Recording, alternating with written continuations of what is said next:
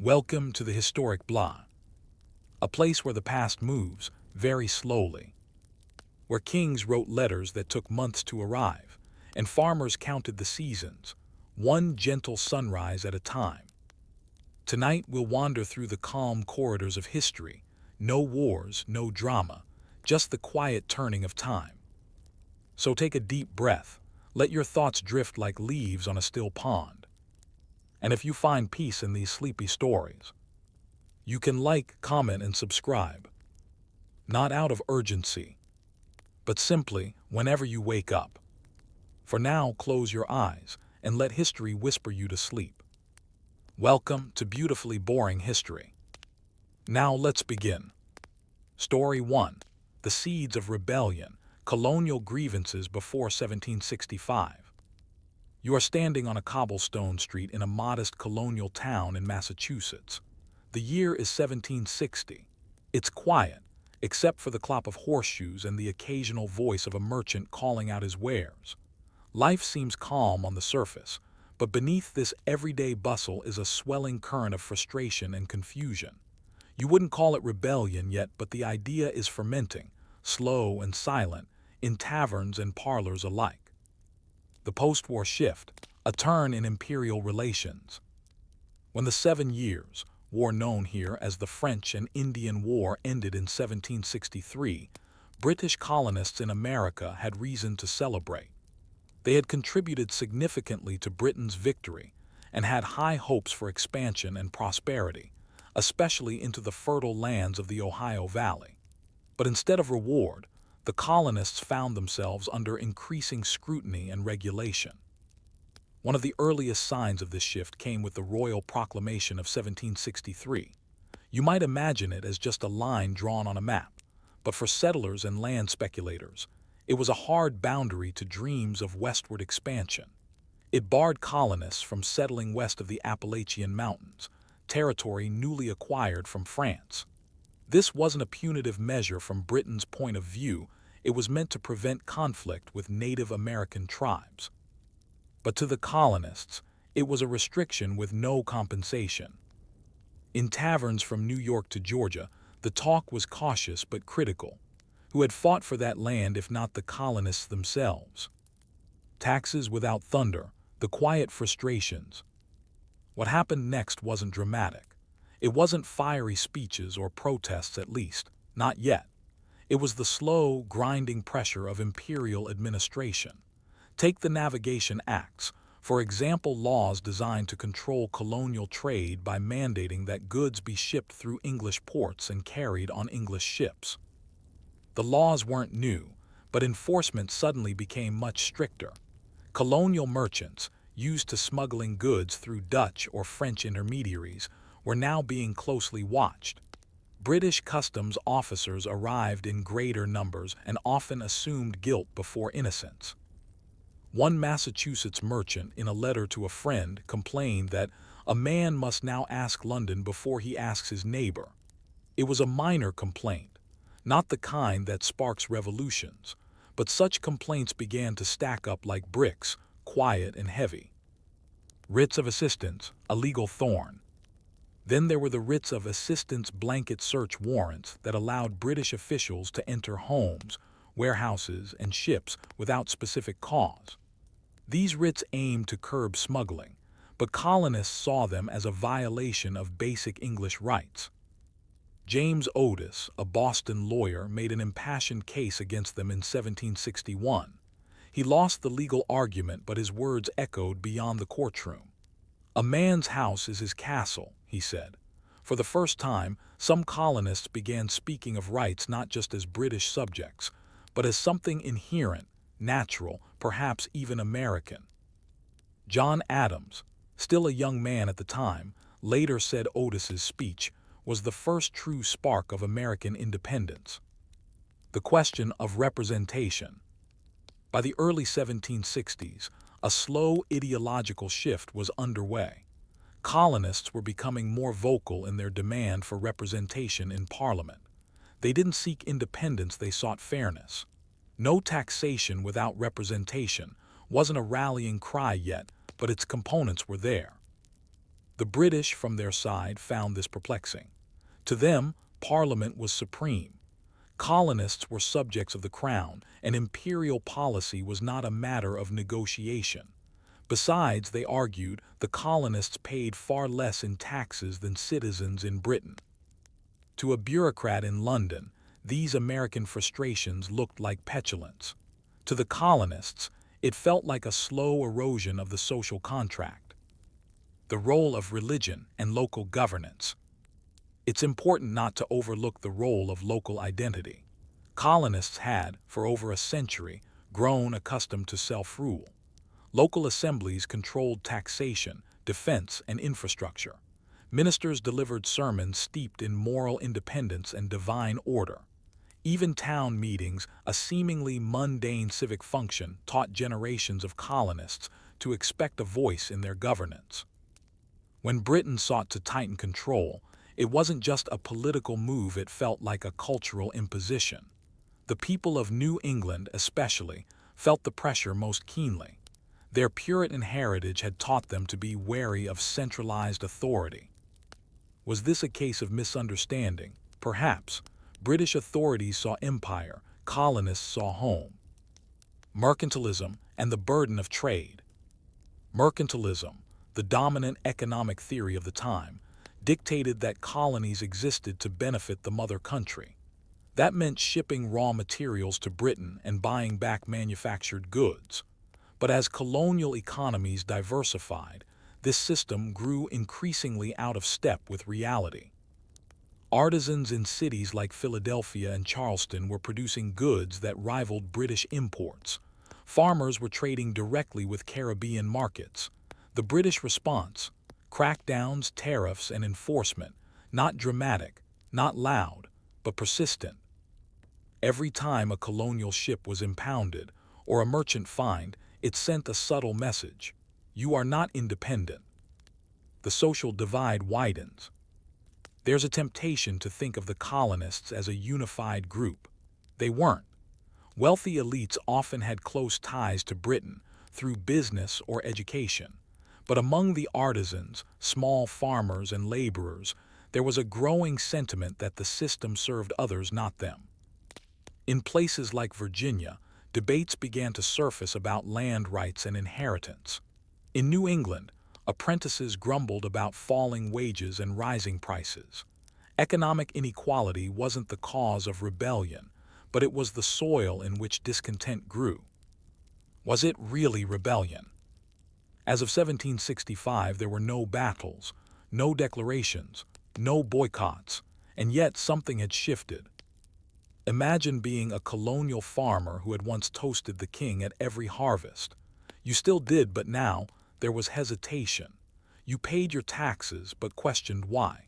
You heard stories of neighbors fined for trading outside British channels. You saw men in uniform watching your town. You weren't a rebel, not yet, but you were listening more closely to those who asked hard questions about rights, law, and the future. And perhaps quietly, you started to ask those questions yourself. Unresolved thought. If colonial grievances were still so mild mere policy disagreements and bureaucratic frustrations, how did they grow into a revolution that would change the world? You return to the colonial street. It is now 1764. The cobblestones are the same, but the conversations have changed. People still bargain for candles and grain, but talk drifts more often to politics, tariffs, and something new: taxation. You begin to hear louder voices in taverns. Not yet shouts, but firm, steady questions. What exactly do we owe to Britain? And what does Britain owe to us? This is the story of how everyday grievances quietly hardened into organized resistance, still calm, still loyal, but undeniably different. The shift from confusion to clarity begins not with a bang, but with paperwork. The Sugar Act of 1764, a revenue turning point. The Sugar Act of 1764 didn't appear dramatic. It reduced the existing tax on molasses from 6 pence to 3 pence per gallon, but it enforced collection rigorously. It also placed duties on goods like wine, silk, and coffee. The aim wasn't to punish colonists, but to raise revenue for maintaining British troops in North America. To British officials, it was a rational adjustment. The empire had grown after the 7 Years' War, and someone had to pay for it. To colonists, however, this marked the first time a tax had been clearly designed to raise revenue, not to regulate trade.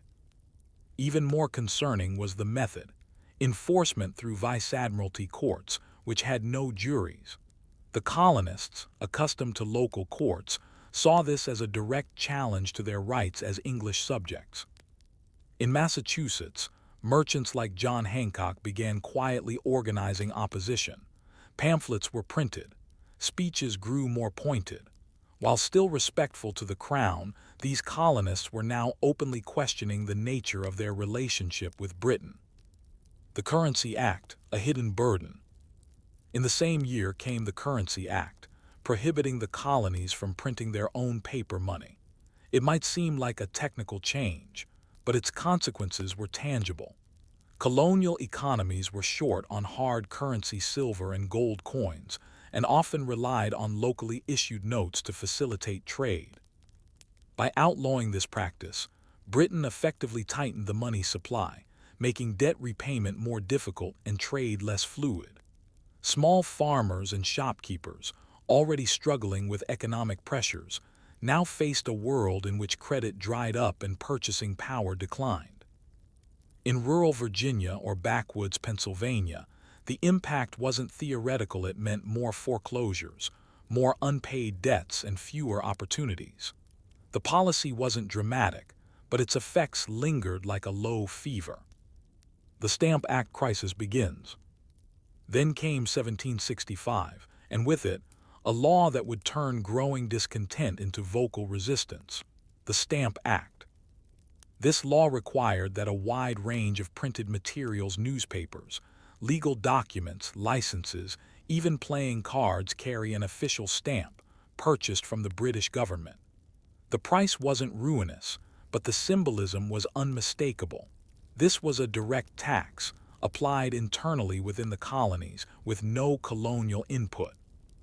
For the first time, the phrase "no taxation without representation" found serious traction. The colonists weren't just frustrated by costs, they were alarmed by the implications. In colonial thought, direct taxation had always been a matter for local assemblies. Britain's move was interpreted not merely as financial overreach, but as a threat to self-government. Would a government 3,000 miles away now dictate the daily terms of colonial life? Ordinary resistance, who opposed the Stamp Act. The opposition came from across the social spectrum. Lawyers who depended on legal documents were furious. Printers, like the influential Benjamin Franklin and others, saw their livelihood threatened. Clergy, especially in New England, began delivering sermons warning against creeping tyranny. But it was artisans and laborers who gave the protest its muscle. In cities like Boston, New York, and Philadelphia, spontaneous demonstrations turned into organized movements. Effigies of tax collectors were hanged and burned. Stamp distributors resigned or fled. By the time the act was to be enforced, not a single stamp officer dared perform his duty. This wasn't revolution, it was nullification through intimidation. Still, it revealed something new. The colonists had discovered that unity and action could shape imperial policy. The Stamp Act Congress, a step toward unity. In October 1765, delegates from 9 colonies gathered in New York to issue a joint response: the Stamp Act Congress. This was one of the first formal, organized intercolonial meetings. Though mild in tone, the Declaration of Rights and Grievances laid out a central idea. Only the colonial assemblies had the legal authority to tax their constituents.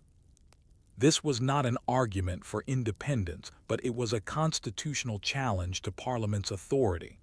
The British Parliament saw this as presumptuous, but the colonies saw it as essential.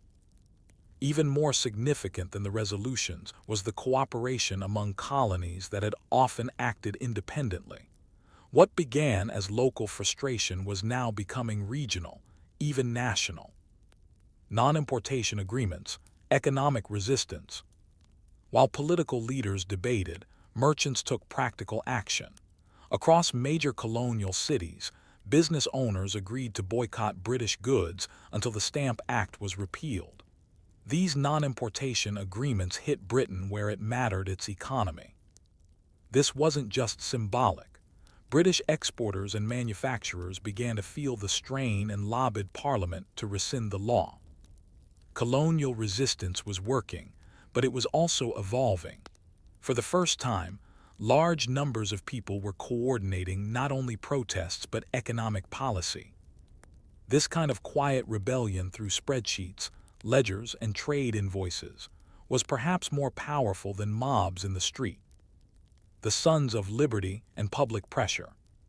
Emerging from this climate of protest was a new organization, the Sons of Liberty. Formed in cities like Boston and New York, this loosely coordinated group of tradesmen and activists focused on direct action. Their tactics included organizing protests, harassing tax collectors, publishing anti-tax pamphlets, maintaining public pressure against British appointees. Though sometimes accused of mob behavior, the Sons of Liberty were careful not to push too far. They didn't yet want independence.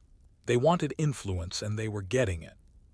Figures like Samuel Adams, once a failed businessman, became local legends through their rhetorical and organizational skills. Though not yet household names, these were the people shaping colonial ideology street by street. The Repeal and the Declaratory Act. In March 1766, Britain repealed the Stamp Act. The colonists rejoiced. Bells rang. Taverns offered free drinks. Public squares filled with celebratory crowds. But the celebration hid a troubling truth. On the same day, Parliament passed the Declaratory Act, asserting its right to legislate in all cases whatsoever for the colonies. Most colonists didn't dwell on this. Relief had outweighed concern, but some noticed the clause and remembered it. Was this repeal a concession or merely a pause? The psychological turning point. What happened between 1764 and 1766 wasn't a revolution. It was something more subtle, a psychological realignment. The colonists began to see themselves not just as subjects, but as participants in a struggle over rights. They didn't yet know what they were building, but they knew they were no longer passive. Even as they returned to daily life, farming, printing, and trade, a mental shift had occurred. They had stood up, they had pushed back, and it had worked. That lesson, quiet but powerful, would not be forgotten. Ordinary people, extraordinary shifts. This period also saw new participants enter the public sphere. Women, often excluded from formal politics, organized boycotts and produced homespun cloth to replace British textiles. Clergy introduced the language of natural rights into Sunday sermons. Even apprentices and servants, often voiceless in political discourse, carried news, pamphlets, and protest symbols through towns and cities. History often forgets them, but without these everyday acts of participation, the louder voices of future leaders may have rung hollow. Unresolved thought. Now that the colonists had tasted success through unity and protest, what would happen when Britain tried once again to assert control? Would they resist more fiercely, or would loyalty still hold? The streets of colonial towns in 1767 are no longer just quiet marketplaces. They are also places of ideas passed from hand to hand in the form of pamphlets, whispered across pews in Sunday services, or debated in candlelit taverns. The mood is no longer just anxious or irritated, it is shifting toward something firmer. The word liberty appears more frequently. The word Parliament is spoken with more suspicion. And slowly, the word British begins to feel less like an identity and more like a category from which one might one day separate. But the colonies are still not united in rebellion. Not yet. The story of how resistance became resolution and how protest gave way to revolutionary thought is a story built on a foundation of seemingly small policies, persistent grievances, and the expanding realization that the old ways were not coming back. The Townshend Acts, a new round of provocations. In 1767, Britain made another attempt to assert fiscal and administrative authority over its American colonies. This time, it came in the form of the Townshend Acts, a series of duties on imports such as glass, paper, lead, paint, and tea. To British officials, these taxes were modest, external tariffs consistent with imperial precedent. But to the colonists, the Townshend duties represented yet another encroachment on their autonomy, especially because the revenue was to be used to pay the salaries of colonial governors and judges. This meant that local leaders, once beholden to colonial assemblies for their income, were now funded by the crown. The change was subtle, bureaucratic, but deeply symbolic. It severed another layer of local influence and further centralized power in Britain. Once again, the reaction was not immediate rebellion, but organized resistance. John Dickinson and the Letters from a Farmer. In the wake of the Townshend Acts, a series of essays began to circulate. Penned by John Dickinson of Pennsylvania, these Letters from a Farmer in Pennsylvania were calm, legalistic, and measured but devastating in their implications. Dickinson accepted Parliament's right to regulate trade, but denied its authority to raise revenue without colonial consent. His tone was not angry but thoughtful, a quality that helped the essays gain wide acceptance. You might think of them as the social media posts of their day, short, shareable, and accessible across class lines. From Virginia planters to Boston dock workers, Dickinson's letters helped create a shared language of protest. Boycotts in homespun, resistance at home. The reaction to the Townshend Acts was both political and domestic. Colonists revived non-importation agreements, refusing to buy British goods. But now, the movement also turned inward, fostering a kind of economic self-sufficiency.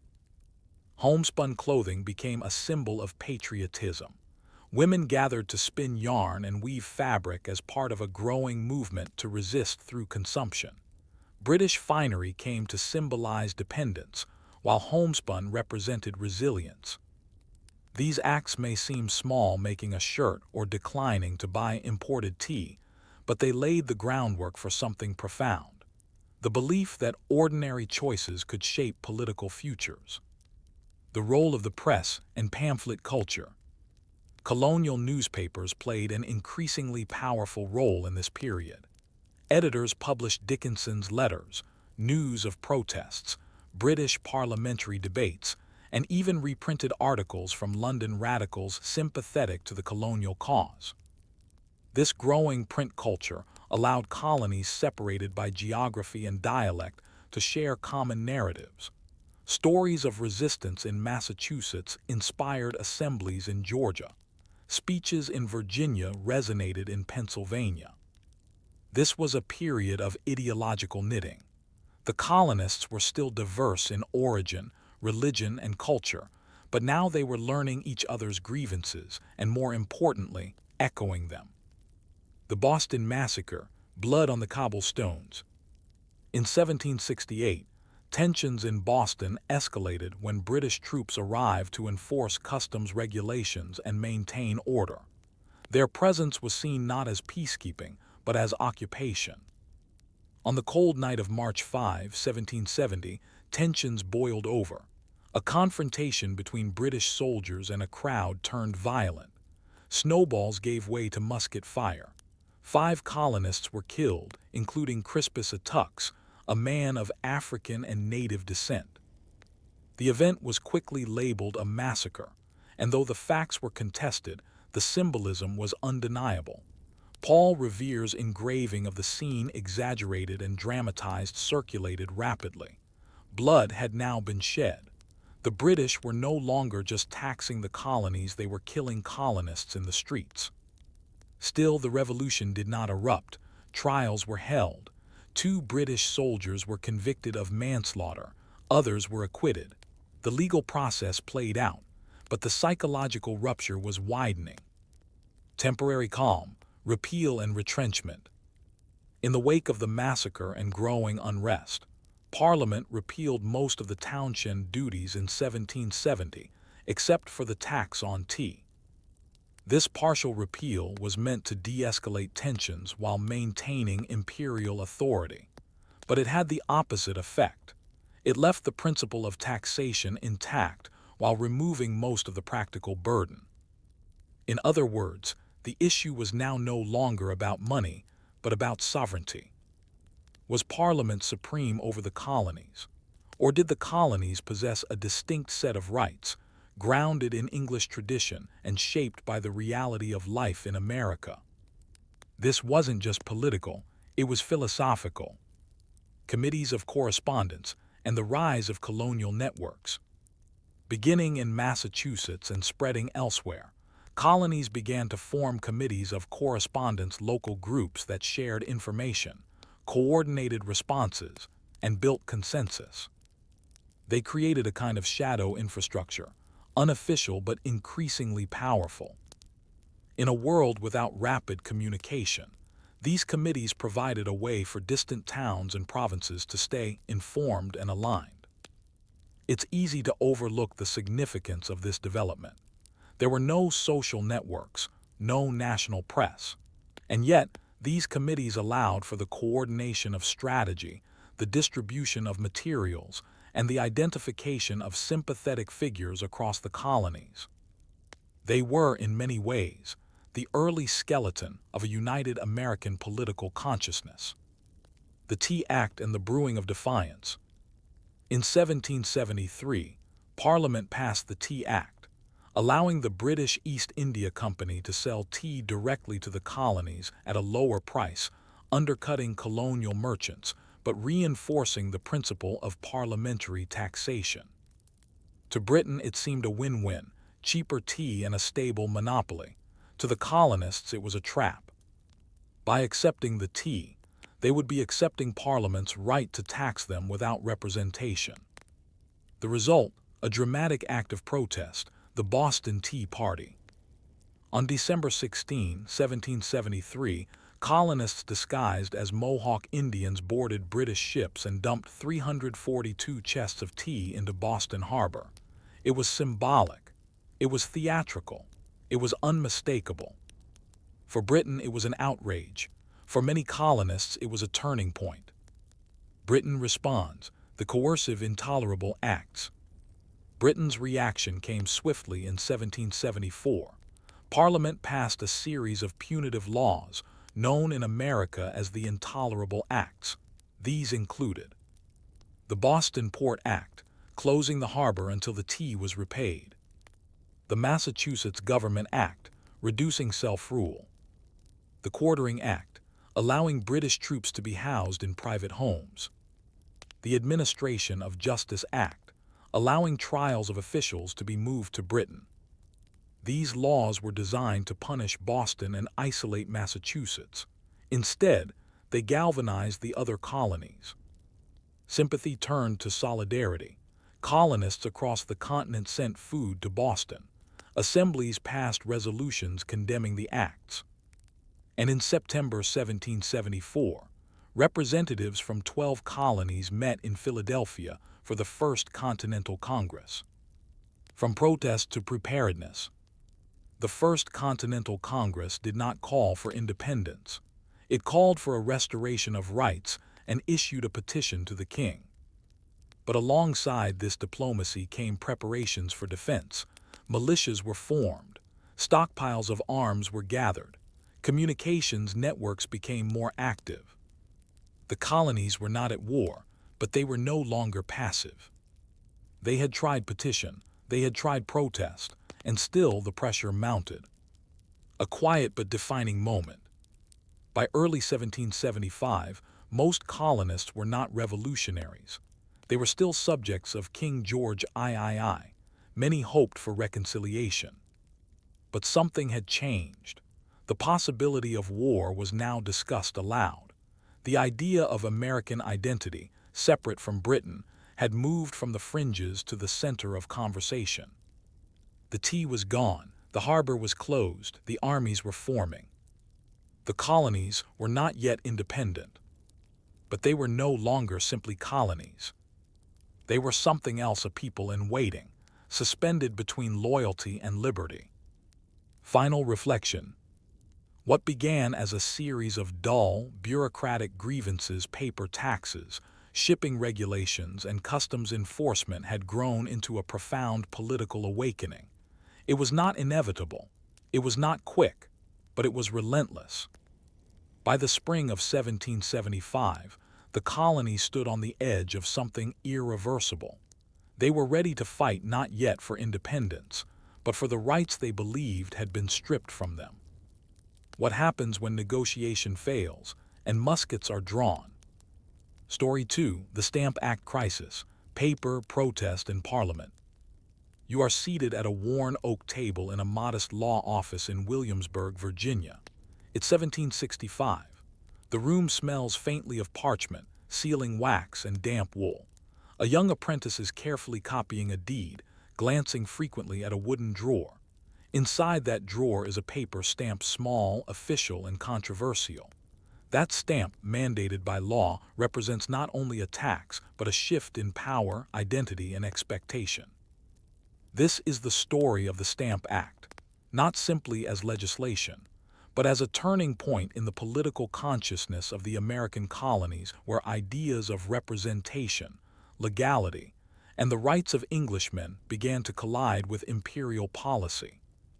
Why the Stamp Act? Britain's financial hangover.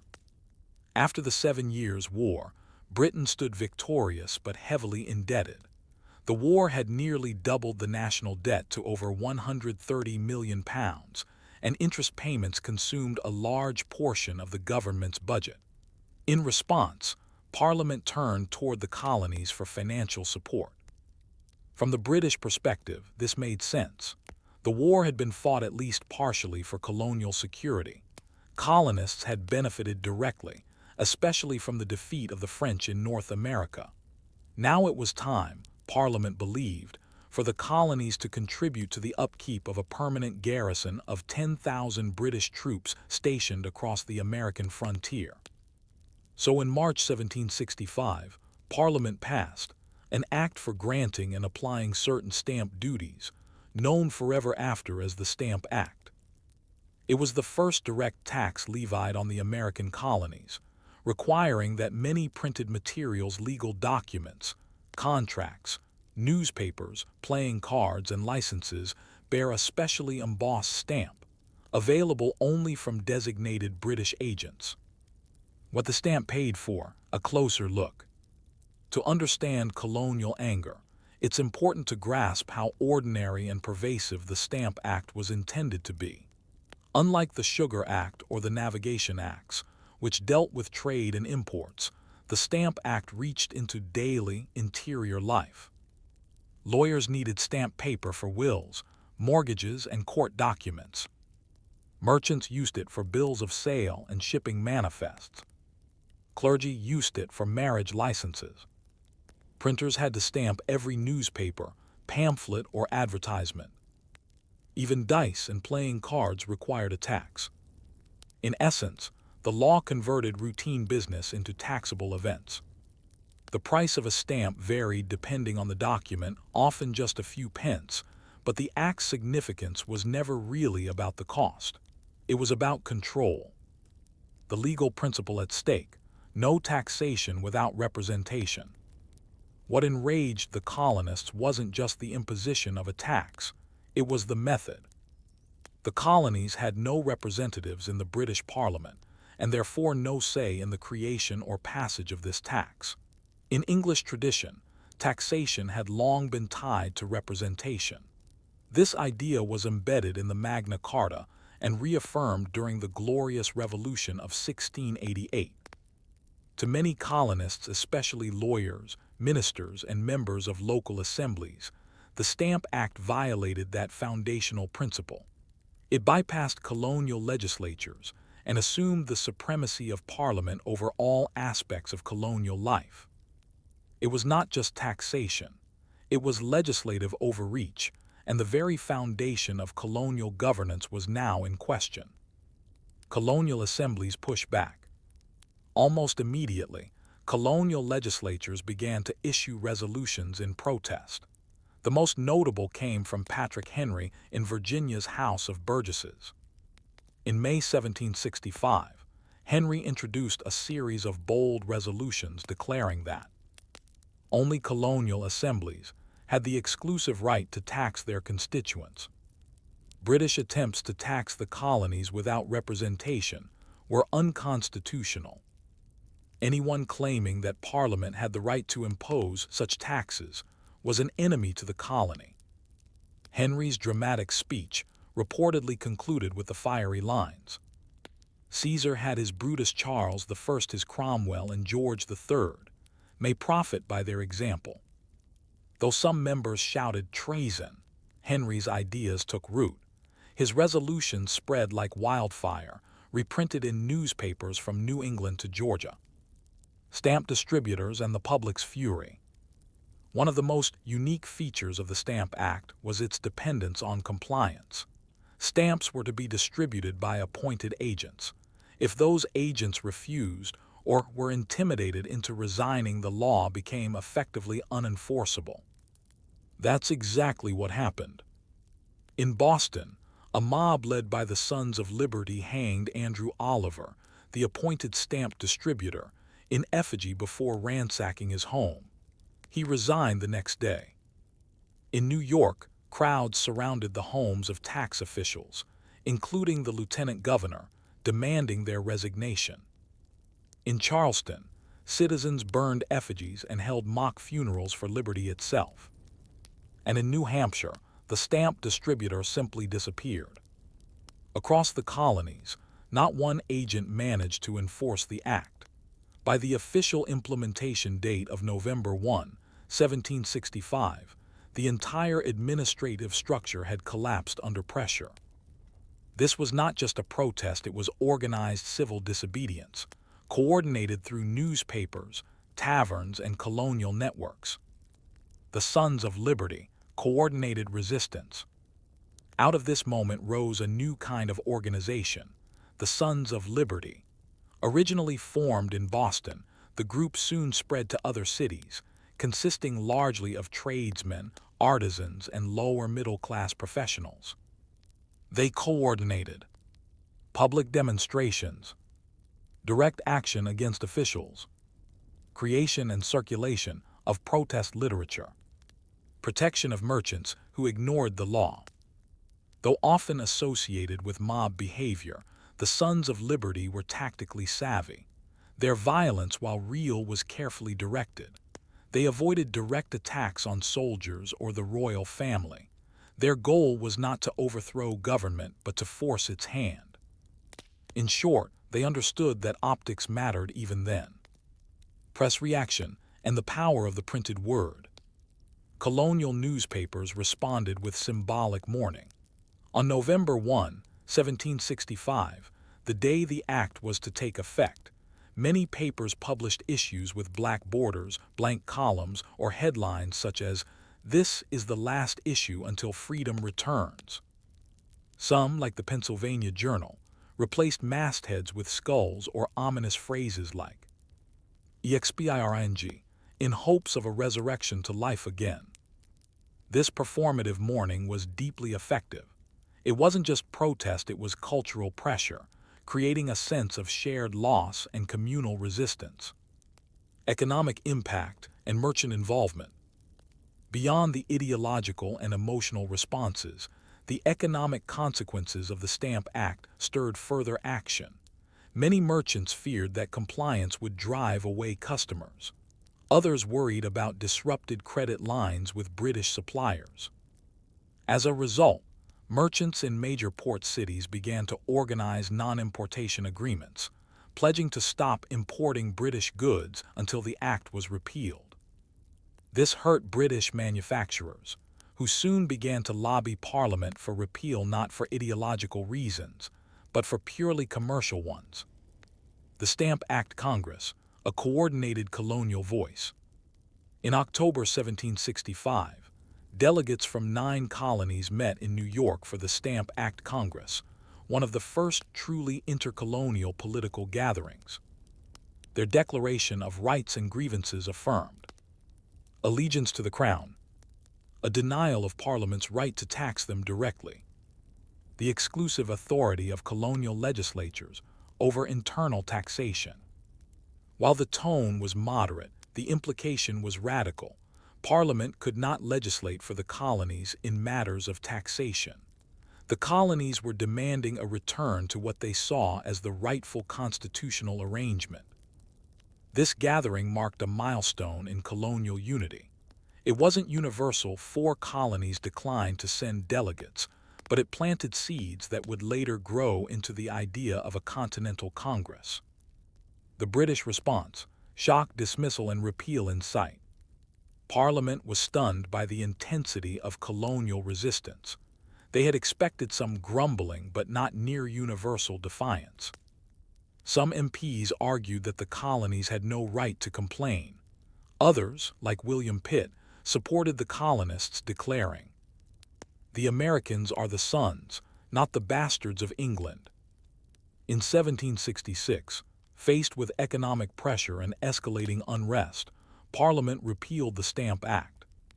But they immediately followed it with a declaratory act, reaffirming that Parliament had full authority over the colonies, in all cases whatsoever. The colonies had won a battle, but the war over constitutional principles was far from over. Unresolved thought. The Stamp Act had been repealed, but the underlying question still lingered. Who truly held authority in the empire, the distant Parliament, or the people who lived and worked under its rule, thousands of miles away? It is early 1766. In colonial homes and coffee houses, there is cautious celebration. Parliament has repealed the Stamp Act. Bells ring out in cities from Boston to Charleston. Public toasts are raised to King George III. The specter of imperial taxation seems to have passed, at least for now. But under this surface of relief is a growing sense that the victory might be temporary, and that Parliament's actions have left more questions than answers. Indeed, as the Stamp Act is pulled back, a new law is passed in its shadow, a quiet yet thunderous declaration that will haunt the colonies for years to come. This section explores what followed the repeal, the declaratory act, the rhetorical escalation, and the philosophical breach that could no longer be easily repaired. The declaratory act, a subtle threat in legal language. On March 18, 1766, the very day the Stamp Act was repealed, Parliament passed the Declaratory Act. At first glance, it was just a short and technical document, free of emotional language or threats. But for those who read carefully, it said something profound. Parliament hath, and of right ought to have, full power and authority to make laws and statutes, to bind the colonies and people of America, in all cases whatsoever. It was a legal doctrine, an assertion of supremacy. Parliament had backed down on one issue, but now claimed the unquestionable right to legislate across the empire, including on taxation. To British officials, this was necessary, a reaffirmation of unity and hierarchy. To colonists who had just flexed their political muscle, it felt like a veiled threat. Parliament was not conceding principles, only tactics. What had looked like a victory now felt more like a stay of execution. Loyalty begins to fracture. After the repeal, colonial leaders faced a dilemma: how to interpret and communicate the outcome. Men like Benjamin Franklin, who had lobbied in London, hoped for calm. Franklin tried to reassure Parliament that the colonists objected only to internal taxes, not to imperial authority. But in America, the tone was shifting. Samuel Adams of Boston, among others, began to argue that even external taxation was problematic when applied without consent. This was a subtle but significant shift. Previously, the debate was over the method of taxation. Now, it was drifting toward a question of sovereignty. Was Parliament supreme across the empire? Or did colonies have separate and distinct legislative rights, grounded in their charters and traditions? In print shops and courtrooms, these questions began to take center stage. Loyalty to Britain was still the norm, but now it came with qualifications. From protest to principle, the rise of colonial ideology. The Stamp Act had been a practical concern, but its aftermath produced a wave of intellectual output. Writers and thinkers, many of them lawyers, clergy, or printers, began to articulate a philosophy of colonial rights. Some, like John Adams, argued that the colonies were politically independent within the empire, owing allegiance only to the crown, not to Parliament. Others looked to natural rights theory, invoking John Locke's arguments about the social contract and government by consent. Across the colonies, pamphlets debated ideas that, only a few years before, would have seemed abstract or even radical. Could Parliament be checked? Were rights given by governments or inherent to individuals? Could a distant legislature understand and fairly govern such diverse and growing communities? The conversation was becoming more than economic. It was now constitutional and philosophical. The impact on local power structures. While elites led the ideological fight, the Stamp Act crisis had also empowered common people. Mobs had successfully forced the resignation of tax collectors. Boycotts had been enforced through local committees. Public pressure had worked. In some places, this empowered new political voices. In Boston, tradesmen and artisans gained a louder role through groups like the Sons of Liberty. In rural areas, tavern owners and preachers began to emerge as opinion leaders. This democratization of protest, though uneven, posed challenges for traditional elites, who found themselves needing to balance popular anger with political strategy. Some began to worry about what they had unleashed. If the crown could no longer command obedience, who would? British reaction, sympathy and resentment. Back in Britain, the Stamp Act crisis had been both shocking and confusing. Many members of Parliament, especially Whigs like William Pitt, supported the repeal, seeing it as a mistake in imperial policy. But others, including figures like George Grenville, the Act's original architect, saw colonial defiance as a dangerous precedent.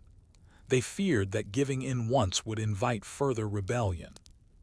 Moreover, the British public was growing weary of the colonies.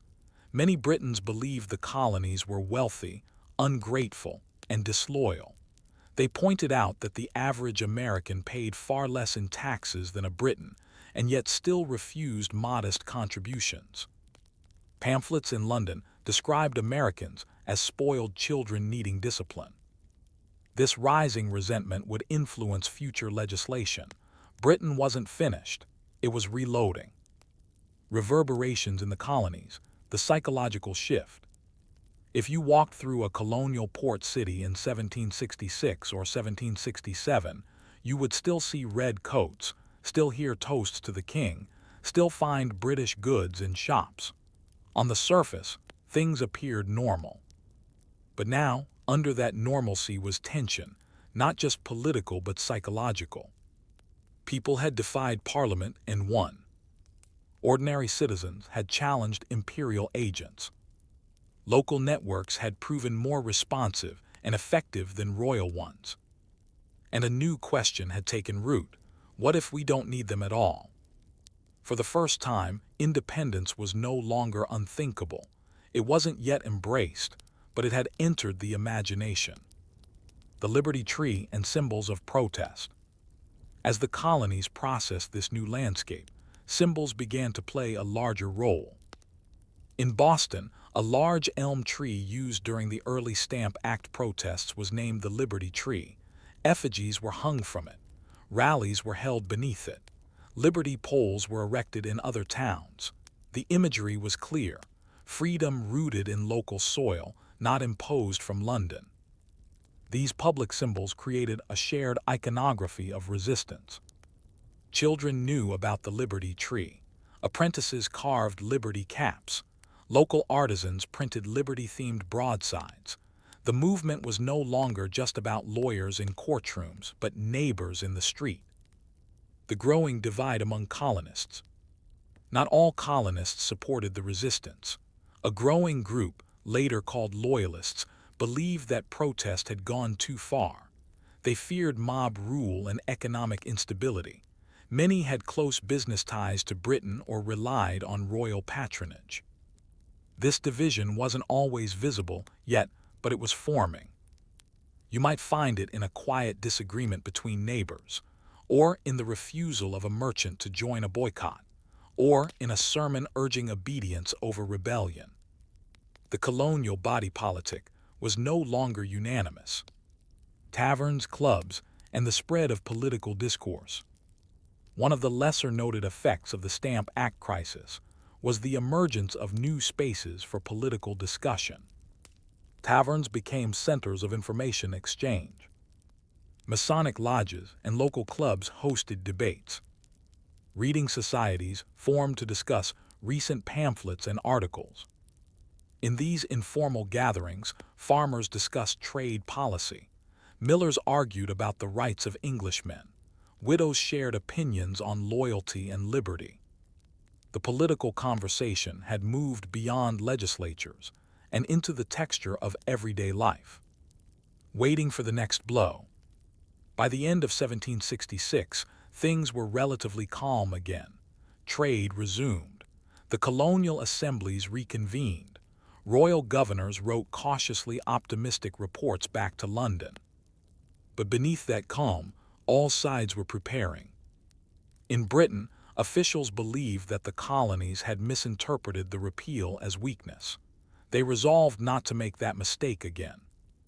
In the colonies, radicals began to build deeper networks and prepare for future resistance.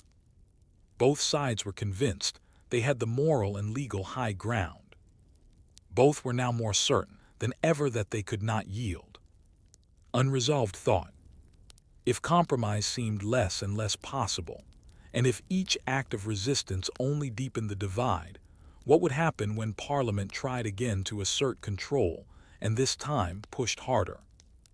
It is now 1767. 2 years have passed since the Stamp Act was repealed. On the surface, order has returned.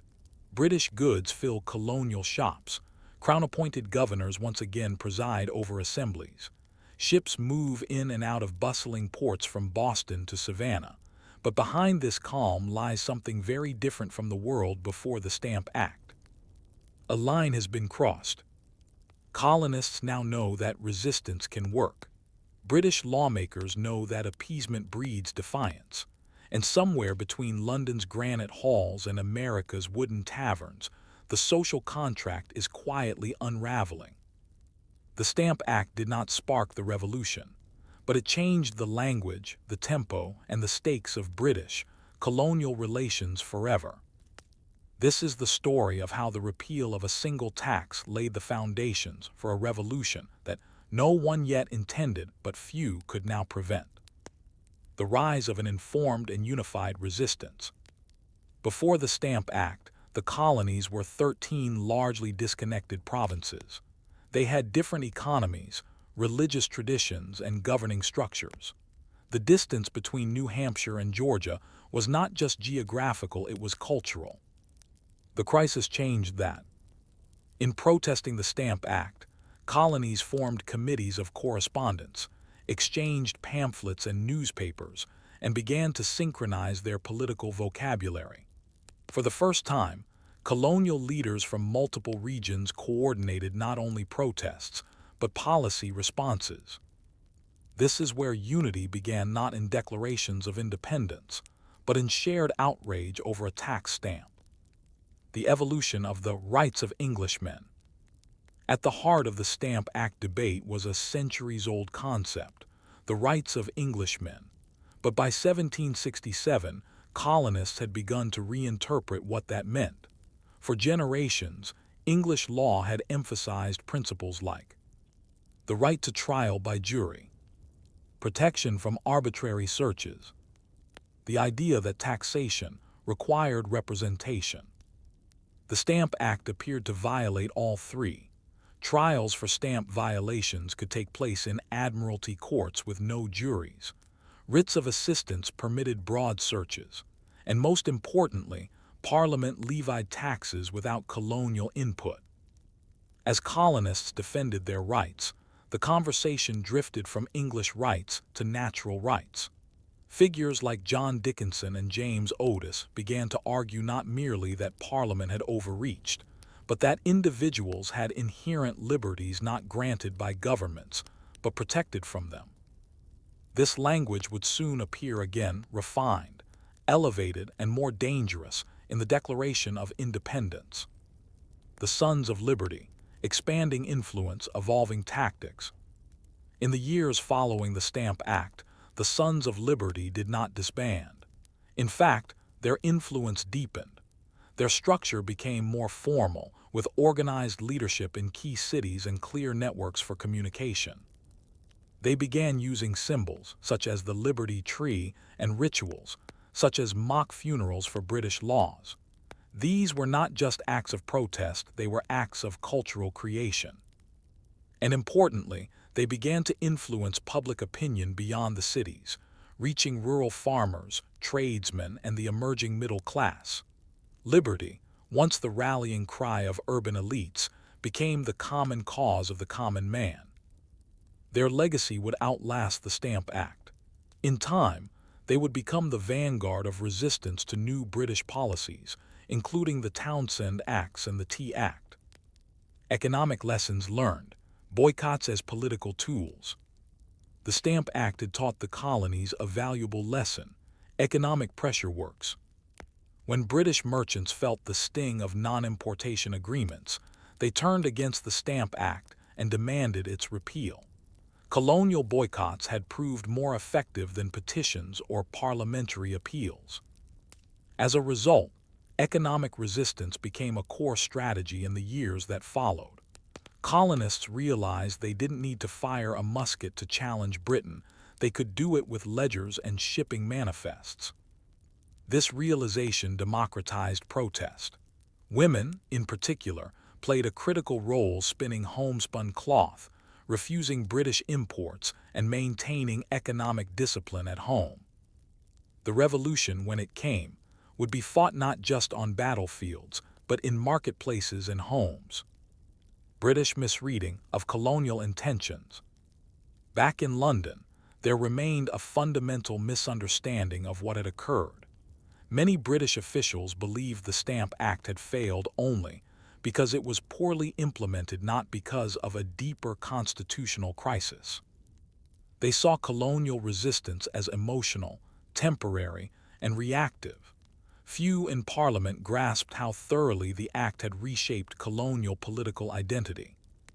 When the Townshend Acts were introduced in 1767, placing duties on paper, paint, glass, and tea, Parliament expected only minor resistance. Instead, they reignited the fire that the Stamp Act had lit. The legacy of the Stamp Act Congress. Though modest in scope, the Stamp Act Congress had set an essential precedent: intercolonial cooperation. It was the first time that multiple colonies had joined together to craft a unified statement of rights. And though it stopped short of challenging royal authority, it challenged parliamentary supremacy, an idea that was now out in the open, no longer whispered or avoided. Future gatherings, the First and Second Continental Congresses, would owe their very structure and purpose to what began in New York in 1765. The Stamp Act Congress showed that 13 distinct colonies could speak with a single voice, an idea that would grow stronger with every new imperial confrontation. From paper stamps to musket shots, the long arc to rebellion. There is no clear line from the Stamp Act to Lexington and Concord, but there is a continuous thread, a tightening coil of misunderstandings, overreaches, and escalating responses. The Stamp Act was never about paper. It was about power. And once that power was questioned, once colonists had realized that Parliament could be defied, there was no going back to the passive loyalty of the early 18th century. The Stamp Act led to colonial unity. Unity led to coordinated resistance. Resistance forced Britain into new tactics. New tactics produced fresh grievances. And those grievances turned into revolutionary thought. The personal impact: fear, uncertainty, and resolve. For the average colonist, these years were not abstract. They brought confusion and fear. Would the economy collapse under boycott? Would Britain use force again? Would resistance invite war? But these years also built resolve. A new generation raised in protest, shaped by pamphlets and practiced in self-governance, was coming of age. They had seen that power could be challenged. They had tasted the strength of their own voices. The Stamp Act was not their beginning, but it was their awakening.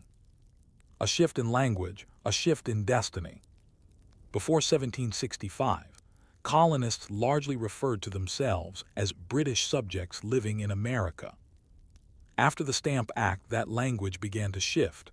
More and more they called themselves Americans. It was a small change, subtle, easy to miss. But in time, it would become everything. Looking forward, what the crisis left behind. The Stamp Act was repealed. Its stamps were never used. The law, in practical terms, failed. And yet its failure changed everything. It showed colonists their power. It taught them how to organize. It redefined their identity. And it gave them the rhetorical tools they would use, a decade later, to declare independence. In a very real sense, the American Revolution began not with a gunshot, but with a sheet of stamped paper. Final reflection. When Parliament passed the Stamp Act, it believed it was asserting control. But instead, it revealed the limits of that control. It peeled back the illusion of unity and revealed a continent ready, if not yet willing, to question everything. So now the colony stood at a precipice, not yet at war, not yet independent, but no longer unquestioning, no longer passive. And the British government, it would try again, harder this time, with troops, with taxes, with consequences. Story 3. The Townshend Acts and the Rise of Non-Importation. It is 1767. The air in Boston is sharp with the tang of the harbor and the rustle of political uncertainty. A British warship rocks gently at anchor, its red ensign flickering in the Atlantic wind. In a dimly lit shop nearby, a merchant folds his arms as he surveys the ledger. He knows what's coming. He's seen it before. A new tax, a new regulation, and a fresh round of resistance from neighbors, customers, and colonial officials alike. Though the Stamp Act had been repealed the year before, the British government had not forgotten the crisis. And now, a new policy initiative is emerging from Whitehall, one with quieter language but broader ambition. These are the Townshend Acts, a cluster of measures that would reignite colonial resistance, reshape transatlantic politics, and mark a critical shift in the colonies' capacity to challenge imperial authority not through revolution, but through economic self-discipline. Enter Charles Townshend, a confident architect of control. Charles Townshend was Chancellor of the Exchequer, a man known for his wit, arrogance, and impatience. In early 1767, frustrated by British debt and colonial insolence, he proposed a series of new duties on imported goods, this time targeting glass, paint, lead, paper, and tea. Townshend had been watching closely. He believed the Stamp Act failed not because of resistance to taxes, but because it was an internal tax. His solution: impose external duties levied at ports under the guise of trade regulation. To him, it was a legal loophole. To colonists, it would soon look like more of the same. Townshend's plan also included the creation of an American Board of Customs Commissioners, headquartered in Boston, and expanded use of writs of assistance to enforce trade compliance. This wasn't just about revenue, It was about control. Why these duties felt different and familiar. Though the duties imposed by the Townshend Acts were small in amount, they had large symbolic weight. Colonists still had no representation in Parliament. Revenue collected would be used to pay royal governors and judges, severing them from local assemblies, financial oversight. Enforcement would come not from local courts, but from British-controlled vice-admiralty courts, again, without juries. So while the taxes themselves might seem minor, just a few pence on a pound of lead or a ream of paper, the implications were heavy.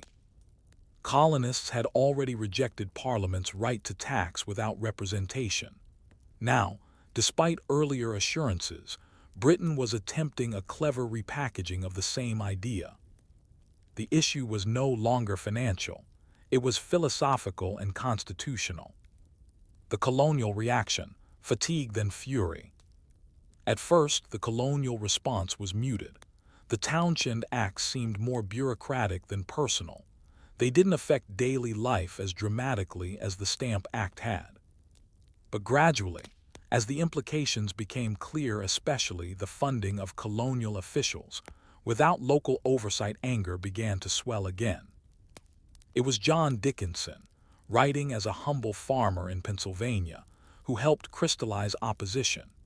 In his widely circulated Letters from a Farmer in Pennsylvania, Dickinson argued that any tax imposed for the purpose of raising revenue, not just regulating trade, was unconstitutional. He wrote plainly and persuasively, "If the Parliament may lawfully impose duties to raise a revenue, they may impose any duties. To what purpose is it to dispute about 3 pence or 4 pence per pound on tea?" His words resonated deeply, especially in the middle colonies. Once again, the press became a vehicle for shaping thought, and Dickinson's logic gave colonists a legal framework for renewed protest. A quiet revolution, the rebirth of non-importation. In response to the Townshend Acts, colonial merchants and political leaders turned to a tactic they had used during the Stamp Act crisis: non-importation agreements. But this time the movement was broader, more coordinated, and more ideologically charged.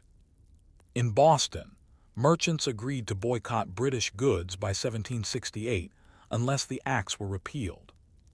In Philadelphia and New York, similar pledges followed. Across the colonies, homespun cloth once again replaced British textiles. The movement was not just practical, it became patriotic. Wearing homespun was a political statement. Refusing British luxuries became a moral choice. Women were especially central to this effort. Their role in household purchases and textile production made them essential enforcers of non-importation. In cities and rural towns alike, they organized spinning bees, formed anti-tea societies, and turned domestic work into acts of defiance. This was no longer just elite resistance. It was resistance rooted in ordinary life. Boston, the flashpoint city. Nowhere was resistance more fervent or more volatile than in Boston. Already a hotbed of political organization, the city bristled under the new customs board established by the Townshend Acts. Customs officials in Boston, emboldened by new authority and protective laws, began cracking down on smuggling and maritime trade. Their actions often seemed arbitrary and overzealous. In June 1768, matters escalated when British officials seized John Hancock's ship, Liberty, on suspicion of smuggling. Hancock was a popular merchant, and the seizure sparked outrage. Mobs attacked customs agents. One was beaten and forced to flee to Castle William in the harbor for protection. In response, British authorities ordered 2 regiments of troops to Boston to restore order. They arrived in October 1768, a visible reminder that imperial authority would now be backed by force. The city was suddenly under occupation. Drums rolled down cobbled streets. Soldiers camped on the common. Bayonets glinted from alleyways. This wasn't just about taxes anymore. The military was now enforcing policy, and the boundary between law and force was beginning to blur. The press and the people, amplifying tension. As British troops settled into Boston, tensions escalated not just on the streets, but in the press. Samuel Adams, writing under various pseudonyms, used Boston's newspapers to stir opposition. His articles combined legal reasoning with emotional appeals, painting the British military as agents of tyranny. Pamphlets, handbills, and even tavern songs portrayed customs agents as corrupt and soldiers as threats to liberty. Many colonists didn't witness British oppression firsthand, but they read about it every day. Information warfare was shaping public perception, and the pen, sharpened by years of conflict, was now just as dangerous as the sword. A legal shift, trial without jury. The Townshend Acts included provisions for enforcing customs duties through vice-admiralty courts. These courts operated without juries and were controlled by crown-appointed judges. To many colonists, this represented a betrayal of English legal tradition. Trial by jury had long been seen as a safeguard against arbitrary rule. Now, economic disputes could be settled by officials who answered only to Britain. Even those who had no direct dealings with customs began to fear the implications. If Parliament could strip away one right, what other liberties might be eroded next? The Townshend Acts were revealing not only the imperial mindset, but the fragility of colonial assumptions about justice and governance. The merchant's dilemma, profit or patriotism. Not all colonists supported non-importation. Some merchants resented the boycotts. After all, British goods still sold well. Smuggling provided profits, and many feared economic retaliation from Britain. This created tensions within cities. In New York, merchants who defied non-importation agreements were publicly shamed. In Boston, boycotts were enforced by local committees that applied social and economic pressure. The colonial economy suffered, but so did unity. These internal disputes would later grow into deeper divisions during the War for Independence, but for now, they were contained within the broader resistance movement. The British miscalculation, bureaucratic but blind. From the British perspective, the Townshend Acts were a moderate policy, a way to assert authority without the drama of the Stamp Act. But that was the miscalculation. Britain failed to recognize how fundamentally the colonial worldview had shifted. After the Stamp Act crisis, colonists no longer evaluated policy merely by its effect, they judged it by its principle. A penny tax was just as offensive as a pound if it came without representation. A single customs raid was tyranny if it undermined local courts. Every official letter from London was now read through a lens of mistrust. Unresolved thought. If quiet resistance could bring down the Stamp Act, would coordinated boycotts and economic pressure now be enough to overturn the Townshend Acts? Or had the colonies reached a point where even repeal would no longer restore the old order? You are in a New England village in 1769. Outside the meeting house, a woman spins thread on a wooden wheel while children help card wool nearby. A group of neighbors is gathered not for worship, but for a spinning bee, one of dozens happening across the colonies. In the town square, shopkeepers unpack crates of coarse homespun cloth. The message is not shouted, but it is clear. We will not buy British. This is no longer just a tax dispute. It is now a culture of resistance, built from the ground up.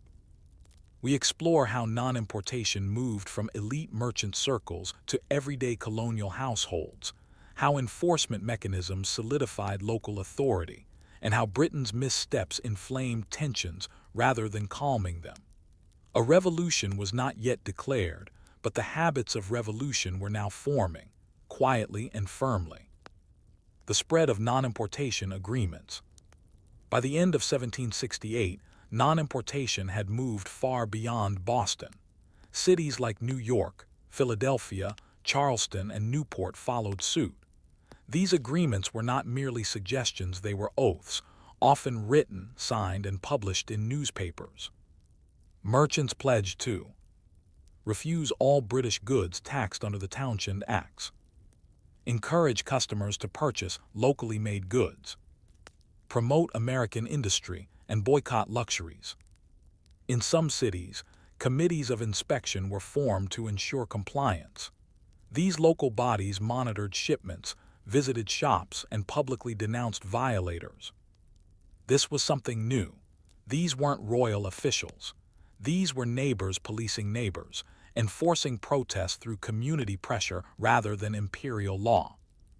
It was a subtle shift but significant. Colonists were beginning to create parallel institutions of governance, even if they didn't yet recognize them as such. Homespun, herbal teas, and symbolic protest. The boycott was practical, but it also became profoundly symbolic. Colonists rejected not just goods, but the lifestyle of dependence on Britain. Women replaced imported British cloth with homespun linen and wool. Imported tea was substituted with locally grown herbs, like raspberry and sassafras. Jewelry, silverware, and other luxury items were cast aside in favor of simplicity and thrift. In doing so, everyday choices became political acts. A dress stitched in a kitchen was now a statement of autonomy. A teacup of dried leaves became an assertion of liberty. This politicization of domestic life pulled new participants into the movement, especially women, whose household decisions now held revolutionary significance. One Massachusetts woman wrote in a 1770 letter, "I make no use of British goods. It is not just the fashion but the cause." Education and propaganda, teaching resistance. Colonial newspapers played a central role in reinforcing the movement. Editorials lauded those who upheld the boycott and condemned those who broke it. Poems and essays praised domestic economy and vilified British extravagance. One article in the Boston Gazette from 1769 warned, "Every cup of tea you drink, every yard of lace you wear, is a blow struck at your own liberty." Children were taught the virtues of self-sufficiency. In some towns, schools incorporated discussions of trade, taxation, and the virtues of loyalty to the colony, not the crown. Resistance was no longer the work of radicals. It was now woven into the fabric of daily life. Internal divisions, the Tories pushed back. But unity was far from total. Not all colonists supported the boycotts. Loyalist merchants, later known as Tories, resented the pressure. They saw the non-importation movement as economic coercion cloaked in patriotism. Some refused to sign the agreements. Others signed and quietly broke them. These individuals were often targeted in newspapers or boycotted themselves. In New York, tensions boiled over between patriot groups and those loyal to the crown. Pamphlet wars turned to street brawls. Even among families, divisions formed. The cost of resistance, it turned out, was not only economic, it was social. British troops in Boston, occupation or order. Meanwhile, in Boston, British troops had been stationed since October 1768 to enforce customs regulations and maintain order. Their presence, red coats on patrol, sentries at town corners, felt like a foreign occupation to many Bostonians. Friction was inevitable. Soldiers competed with locals for jobs. They frequented taverns and clashed with residents. Off-duty troops insulted protesters and occasionally fought with artisans and dockworkers. The soldiers, themselves often poor and far from home, were not inherently cruel, but their presence, symbolic of British authority, made them targets of ridicule and scorn. One local newspaper called them locusts in red coats. The rope-walk fights, sparks on the street. In March 1770, a seemingly trivial event would tip this tension into bloodshed. At a rope-walk, a long, narrow building used for twisting rope, a British soldier looking for work was mocked by colonial laborers. Insults turned to shoves. Within days, multiple brawls erupted between soldiers and ropewalk workers. This wasn't about policy. It was about proximity, pride, and pressure. Soldiers and civilians lived on top of each other in a city that resented their presence. The line between empire and people was growing dangerously thin. The Boston Massacre, a breaking point. On March 5, 1770, the inevitable happened. That evening, after a day of minor altercations, a crowd gathered near the custom house. Snowballs and oyster shells were thrown at a lone British sentry. Reinforcements arrived. Tensions rose. Someone yelled fire, and the soldiers obeyed. 5 colonists were killed, including Crispus Attucks, a man of African and native descent. He would become one of the first martyrs of the Revolution. The event was immediately politicized. Paul Revere engraved a now-famous image, crude and inaccurate, that portrayed disciplined British soldiers firing into a peaceful crowd. Facts were lost, but the message stuck. The British government was willing to kill its own subjects to enforce taxes. The boycott movement found fresh purpose, and in the colonies, the word massacre entered common usage. The fallout: trials, testimony, and tension. In the aftermath, Governor Thomas Hutchinson promised justice. The British soldiers involved were arrested and tried for murder. Ironically, John Adams, a leading critic of British policy, served as their defense attorney, arguing that law must stand above emotion. 2 soldiers were convicted of manslaughter. The rest were acquitted. Adams' defense earned respect, but it could not contain the damage. The massacre had burned itself into colonial memory. What had begun as a protest against tariffs was now a moral and emotional struggle. Temporary retreat: the repeal of most townshend duties. In April 1770, just weeks after the Boston Massacre, Parliament repealed most of the townshend duties except the tax on tea. The repeal was partly due to pressure from British merchants who had suffered under colonial boycotts. But the retention of the tea duty was a calculated choice, a symbolic assertion of parliamentary sovereignty. In London, this seemed like a compromise. In the colonies, it looked like insult layered on injury. To many, the retention of the tea tax was proof that Britain still refused to understand the nature of colonial grievances. Non-importation phrase, but resistance endures. Following the partial repeal, some merchants abandoned the non-importation agreements, eager to resume trade. In New York and Philadelphia, tensions emerged between patriots and moderates. But the movement had changed things permanently. Colonial manufacturing had grown. Women's political engagement had expanded. Intercolonial cooperation had been tested and proven possible.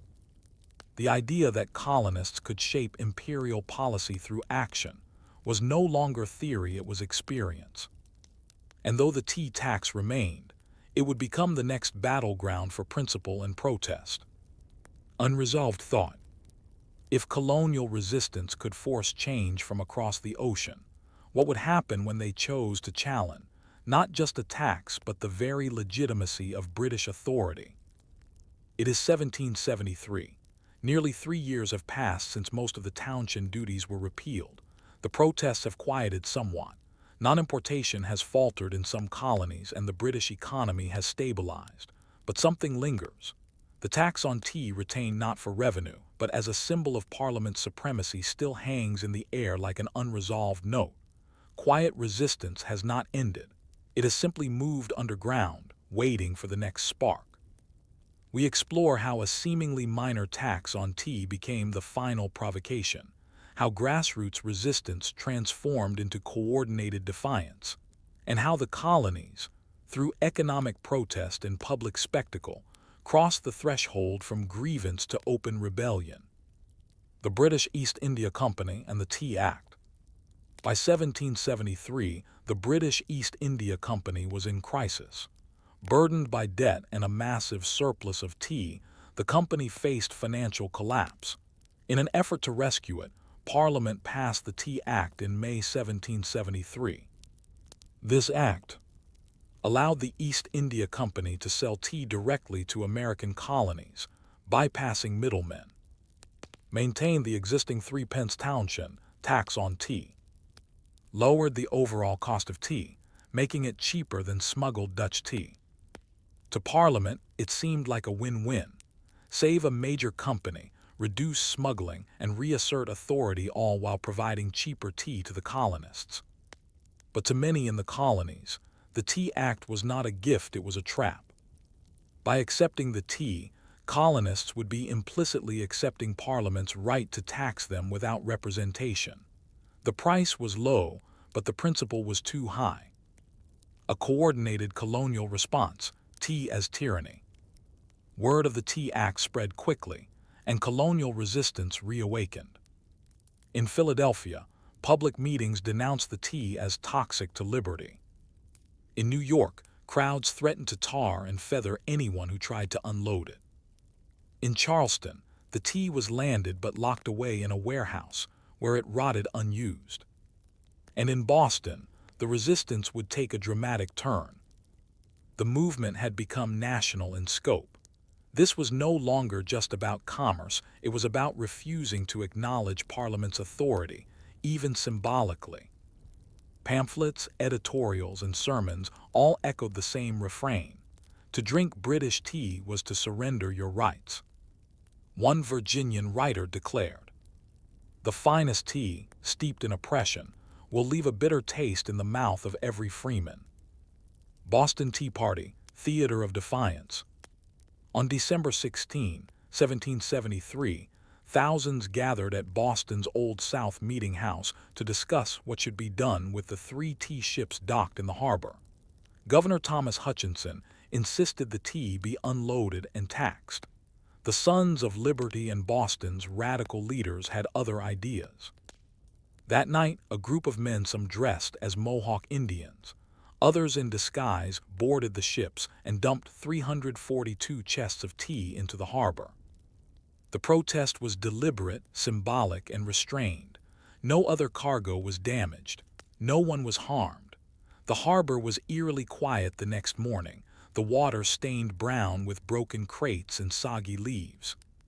The message was unmistakable. We will not be taxed. We will not be ruled. We are not afraid. The British response: the coercive acts, intolerable acts. Parliament, outraged by the destruction of East India Company property, responded swiftly and harshly in early 1774 with the coercive acts known in the colonies as the Intolerable Acts. These included the Boston Port Act, closing the harbor until the tea was repaid; the Massachusetts Government Act, revoking the colony's charter and reducing self-rule; the Administration of Justice Act, allowing royal officials accused of crimes to be tried in Britain; the Quartering Act, mandating colonists house British soldiers. This was not just punishment, it was imperial reassertion. Britain intended to make an example of Boston, to remind the colonies that Parliament was supreme and rebellion would not go unpunished. But instead of isolating Boston, these acts united the colonies in outrage. The birth of continental unity. The Intolerable Acts prompted swift solidarity. Colonists sent food and supplies to Boston to aid those affected by the port closure. Committees of correspondence sprang up across the colonies to organize resistance. And in September 1774, representatives from 12 colonies met in Philadelphia for the First Continental Congress. There they drafted a Declaration of Rights and Grievances, agreed to renew non-importation and prepare for military readiness, called for the repeal of the coercive acts. This was no longer just a tax protest. It was the formation of an intercolonial body asserting a collective political voice. Resistance becomes ritual. By 1774, protest had become habitual. Colonists had spent nearly a decade boycotting British goods, holding mass meetings, printing pamphlets and essays, organizing shadow governments. They had taught their children to distrust imperial authority, normalized local control, and turned imperial policy into a regular source of public outrage. Even the concept of Britishness was beginning to fracture. More and more colonists identified as Virginians, Bostonians, Carolinians, and above all, Americans. This transformation was not sudden. It was the slow work of repetition, discipline, and memory. The quiet collapse of trust. Perhaps most important, the trust between colonies and Parliament had eroded beyond repair. Britain had seen each act of protest as rebellion. The colonies had seen each British response as tyranny. Neither side could yield without compromising its principles. Britain insisted on sovereignty. The colonies demanded consent. The space for compromise had vanished. What had begun with a tax on tea had turned into a battle of political identity. The last tea leaves. Even after the Boston Tea Party, Parliament might have diffused the crisis by repealing the tea tax or softening its approach. But the logic of empire and the fear of weakness prevailed. The need to maintain control in India, Ireland, and the West Indies left Britain unwilling to tolerate defiance anywhere in the empire. What they misunderstood was that the colonies had already moved on mentally, emotionally, and ideologically. They no longer believed they were simply subjects. They now felt like something else entirely. The Townshend legacy, more than a tax. In the end, the Townshend Acts, particularly the remaining tea tax, did what no minister in London ever intended. They reinvigorated colonial protest, deepened ideological divisions, elevated everyday people into the political sphere, created new systems of communication, coordination, and governance. And they taught colonists the most important lesson of all: they could resist, organize, and endure. Final reflection. The Townshend Acts began with the language of commerce and regulation. But by the time the last crate of tea hit Boston Harbor, they had built a political culture that could no longer be folded back into empire. The revolution had not yet begun, but its tools, its language, and its leaders were already in place. If laws and trade could no longer preserve imperial unity, what would happen when the next challenge came not in a ledger or a port, but on a battlefield? Story 4. Boston on the Boil, from the Massacre to the Tea Party. You are walking down King Street in Boston in 1768. The smell of salt and fish wafts from the harbor, while the wooden sign of a tavern swings in the Atlantic wind. The town bustles, but the mood is tense. British redcoats march in tight formations past cart drivers and apprentices who eye them with unease. Local printers hurriedly set type for a fresh pamphlet warning of overreach. Even children sense the change. Boston is no longer just a busy colonial port. It is becoming the epicenter of a brewing political storm.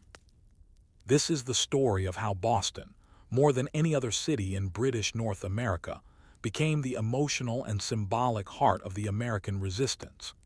This first section explores the years between 1768 and 1770, focusing on the escalating tensions brought by British military occupation, the emergence of street-level politics, and the spark that led to bloodshed, the Boston Massacre.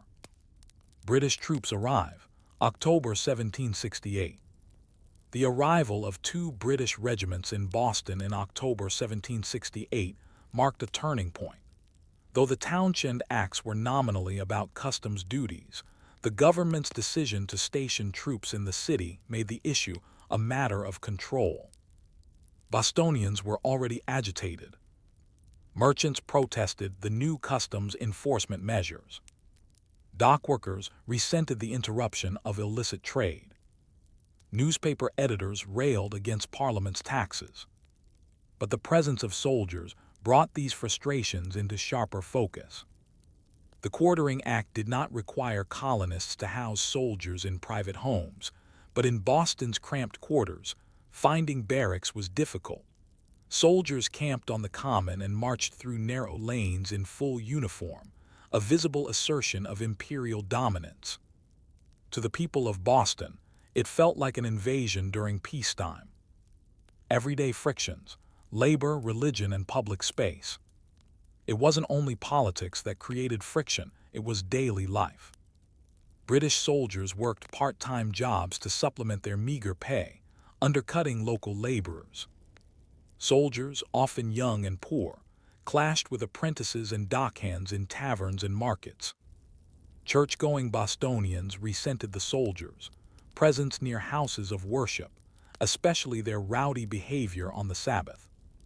Markets, alleys, and town squares that had once belonged to the townspeople now bristled with armed patrols and watchful eyes. In a city of 15,000, with 2,000 redcoats, the psychological pressure was immense. Boston had become a town watched by its own government. Samuel Adams and the rise of political orchestration. Enter Samuel Adams, the cousin of John Adams and an emerging political mastermind. Unlike many of his contemporaries, Samuel Adams was not wealthy. He had failed at business, but he had a gift for political theater and public rhetoric. He understood something crucial. Resistance needed to be visible, repeatable, and memorable. Adams used newspapers too. Frame British troops as immoral and dangerous. Portray Boston as a city under siege. Encourage the formation of committees of correspondence, laying the groundwork for colonial unity. He wasn't simply reacting to events, he was shaping them, creating a narrative that connected everyday inconvenience with broader injustice. His newspaper pieces rarely called for rebellion. Instead, they highlighted contradictions. How could free Englishmen live under military watch? Why were local courts being bypassed? Under Adams' guidance, Boston became not just angry but organized. John Hancock and the Liberty Affair. If Samuel Adams was the strategist, John Hancock was the symbol. A wealthy merchant with radical leanings, Hancock was widely admired and closely watched by British authorities. In June 1768, customs officials seized Hancock's ship, Liberty, for alleged smuggling. The seizure ignited fury. A crowd gathered, customs officials were attacked, and their boat was destroyed. The British called it mob violence. Bostonians called it self-defense against tyranny. What followed was more than a protest, it was a moment of radicalization. The seizure confirmed the colonists' suspicion that enforcement of the Townshend Acts was a pretext for broader control. In response to the unrest, Governor Francis Bernard called for reinforcements. Troops arrived. The city boiled. Redcoats in the streets, the military and moral crisis. By late 1769, British soldiers were a constant feature in Boston life. Their marching drills echoed in cobblestone alleys. They stood guard outside key buildings. They disrupted everyday rhythms. But it wasn't just their presence, it was the power imbalance they represented. Bostonians had always governed themselves through town meetings and local militias. Now, authority came in the form of officers who answered to a distant parliament. Soldiers were rarely disciplined for insults or altercations. When they struck a boy or shoved a laborer, the matter often ended without consequence. The tension was thick, but still controlled. Political leaders feared that bloodshed would justify harsher crackdowns. British commanders feared that too much force would ignite full rebellion. Still, neither side could prevent the next flashpoint. March 5, 1770, the Boston Massacre. On the cold evening of March 5, the tension finally snapped. A lone sentry, Private Hugh White, was stationed outside the Custom House on King Street. A group of boys began to taunt him, throwing snowballs and insults. The crowd grew. So did the anger. Captain Thomas Preston arrived with reinforcements. The soldiers formed a line, bayonets fixed. The crowd, now numbering dozens, shouted threats. Someone threw ice. A club may have been raised. And then a shot rang out. In seconds, the soldiers fired into the crowd. 5 colonists were killed, including Crispus Attucks, a man of African and native descent, who became the first martyr of the colonial resistance. The city froze, silence settled, then panic spread. The propaganda war begins. News of the Boston Massacre spread like wildfire. Within days, Paul Revere published his now iconic engraving of the event, showing British soldiers lined up in deliberate formation, firing into a peaceful crowd. Though the image was inaccurate, the soldiers had been surrounded, and harassed, it became the defining visual of British oppression. Funerals were held for the victims, bells tolled, shops closed. Samuel Adams ensured that the event would not fade into memory. He framed the deaths as part of a larger narrative. The British government was willing to shed colonial blood to enforce taxes and obedience. The press described it not as a street fight, but as a massacre. The trials, John Adams and the rule of law. In an act of principled restraint, the British soldiers involved were arrested and tried. John Adams, though personally opposed to British policy, agreed to defend them. He argued that law must rise above emotion. His successful defense, resulting in 2 manslaughter convictions and several acquittals, earned him both praise and criticism. The trials demonstrated that, for now, colonial institutions still functioned. But the damage was done. The massacre had entered myth and memory, not just legal record. A city changed. In the weeks following the massacre, Boston's energy shifted. Redcoats remained, but the city felt defiant. Boycotts intensified. British officials feared public gatherings and assemblies. Patriot leaders doubled their printing and organizing efforts. Boston was not in open rebellion, but it was no longer governable by ordinary means. Something irreversible had begun. Unresolved thought. If blood could be shed over a crowd in a customs house, what would happen when British policy struck at the core of colonial identity, commerce, consent, and community? And could Boston, once just a restive port, remain the center of a resistance that was now growing larger than one city? It is 1771. Boston is calmer now. The soldiers have left. The court trials are over. The dead have been buried. But in taverns, print shops, and wharves, the memory of the Boston Massacre has not faded. The bloodshed on King Street still lingers in conversation, sermons, and political strategy. The quiet is not peace. It is a pause. Boston is no longer merely agitated. It is becoming a city conditioned for confrontation. We follow the years between 1771 and late 1773 as Boston rebuilds its resistance. The boycott movement, while fractured, returns with fresh energy. Loyalist influence is tested. Smuggling and trade politics intensify. And amid all of this, the arrival of tea-laden ships in December 1773 provides the long-awaited spark that transforms resistance into rebellion by spectacle. After the massacre, a city without soldiers but not without tension. Following the Boston Massacre, British troops were withdrawn from the town center to Castle William, the island fort in Boston Harbor. On the surface, it looked like de-escalation, but tensions didn't dissolve, they diffused. With the soldiers gone, the town's political energy shifted from reaction to organization. Committees of correspondence, first championed by Samuel Adams, began systematically documenting British abuses and distributing them to towns across Massachusetts. These committees acted as early shadow governments, gathering intelligence, coordinating protest, and shaping public opinion. What had begun as ad hoc gatherings in response to crises became standing institutions, laying groundwork for the political infrastructure of rebellion. Boston, even without troops on its streets, remained the ideological furnace of colonial unrest. Loyalist pushback and the struggle for narrative. While Patriot resistance grew more structured, so too did Loyalist efforts to regain control of Boston's public space and narrative.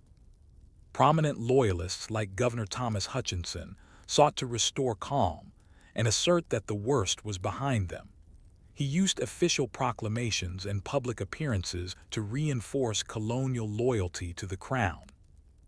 Loyalist pamphleteers, such as Daniel Leonard, published defenses of British policy, claiming the radicals were misleading the public and pushing the colonies toward unnecessary conflict. But they faced steep challenges. Patriot printing presses, like Ada's and Gill's Boston Gazette, vastly outpaced Loyalist publications in both circulation and emotional appeal. Loyalist merchants who broke boycotts were publicly shamed or boycotted themselves. Common people, artisans, dock workers, farmers now felt empowered to participate in politics, often siding with the resistance. The Loyalists had structure and wealth, but the Patriots had momentum. The tea tax remains, a quiet but powerful symbol. By 1772, most of the townshend duties had been repealed, but the 3-pence tea tax remained, not for revenue, but as a symbol of Parliament's right to tax the colonies. This lingering tax was viewed with deep suspicion. Tea became a litmus test for loyalty. Families who drank British tea were whispered about, even ostracized. Women's groups promoted herbal substitutes, Liberty teas made from mint, raspberry leaves, and local herbs. Though minor in cost, the tea tax had become a moral issue. Accepting it meant accepting Parliament's authority. For resistance leaders, this was unacceptable. For ordinary colonists, it became a matter of principle embedded in habit. The committees of correspondence multiplied. Inspired by Boston's model, towns across Massachusetts and eventually other colonies created their own committees of correspondence. These local groups investigated and reported on Loyalist activity, promoted boycotts and monitored merchants, ensured that colonial grievances were articulated and distributed widely. By 1773, almost every town in Massachusetts had one. These committees gave structure to opposition, making sure that protest was not merely reactionary, but strategic and sustained. Even more, they represented a shift in governance. While royal authorities still held titles, real authority, especially moral and communal authority, had moved to the Patriots. Enter the Tea Act of 1773, monopoly and manipulation. In May 1773, the British government passed the Tea Act, designed not only to assist the struggling British East India Company, but also to test the colonies' obedience. The Tea Act allowed the East India Company to ship tea directly to the colonies, bypassed colonial middlemen, undercutting local merchants, retained the 3-pence tax to preserve the principle of taxation. The tea would be cheaper, but that was not the point. Colonists viewed the Tea Act as an imperial bait-and switch, an attempt to trick them into accepting taxation through lower prices and corporate monopoly. Once again, Samuel Adams and his allies seized the rhetorical high ground, declaring, "The people must not be tricked by a lower price into giving up a most sacred principle." Tea was no longer a beverage. It was now a vessel of sovereignty. Tea agents and the colonial rejection. In every colony where the East India Company planned to land tea, local resistance surged. In Philadelphia and New York, tea agents resigned under pressure. In Charleston, the tea was seized and stored in damp cellars. In Boston, however, Governor Hutchinson refused to back down. Hutchinson insisted the tea be unloaded and the tax paid. He refused to let the ships return to England, and the customs clock was ticking. If the tea remained in the harbor for 20 days, it would be automatically seized and taxed. The ships Dartmouth, Eleanor and Beaver arrived in Boston Harbor in November and early December 1773. The deadline was approaching. The stage was set for confrontation. Mass meetings at the Old South Meeting House. From November 29 to December 16, thousands of Bostonians attended meetings at the Old South Meeting House, a massive wooden church that now became the central stage for political action. Samuel Adams and others led the discussions, demanding that the tea be sent back to Britain, pressuring Hutchinson to back down, seeking legal and peaceful solutions. Every avenue was tried, every appeal ignored. On December 16, 1773, the final day before the customs deadline, over 5,000 colonists, nearly a third of Boston's population, gathered once more. When the final message came that Governor Hutchinson would not permit the ships to leave, Adams reportedly declared, "This meeting can do nothing more to save the country." It was not a call to violence, but it was a signal. The Boston Tea Party, the moment Boston changed the world. That night, as the meeting dispersed, dozens of men, many disguised as Mohawk Indians, made their way to Griffin's Wharf. One by one, they boarded the tea ships. Quietly, efficiently, and without looting or damage to other cargo, they dumped 342 chests of British tea into the harbor. Spectators watched silently. No one interfered, no arrests were made. In 3 hours, over 90,000 pounds of tea, worth more than 10,000 pounds, floated in the moonlit water. There was no violence, no speeches, no proclamation. Just action. The Boston Tea Party was the most dramatic act of resistance to date, and it was entirely calculated. The Patriots had moved from protest to performance, creating a spectacle that would force a British response and galvanize colonial resistance. Unresolved thought. If tea could be turned into a weapon and an entire harbor into a message, how would the British Empire respond? Would they back down, or would they bring the full weight of imperial power crashing down on Boston? And what would happen when that weight arrived not in ships of tea, but in fleets of war? It is early 1774. The harbor is quiet. The water still carries traces of the pungent, bitter scent of tea even months after the night of December 16, 1773. British officials speak in hushed tones of treason and retribution. Patriots, on the other hand, hold their heads high. The Boston Tea Party had not only destroyed taxable goods, it had tested the limits of British tolerance, and that tolerance was about to run out. We trace how the Boston Tea Party triggered the British government's dramatic backlash. The coercive acts, known in the colonies as the Intolerable Acts. We examine how Boston suffered under this imperial punishment, how the city's spirit adapted and evolved, and how that suffering turned Boston from a restive colonial port into a symbol of national resistance. From closed harbors to new governments, the road to open rebellion had now begun.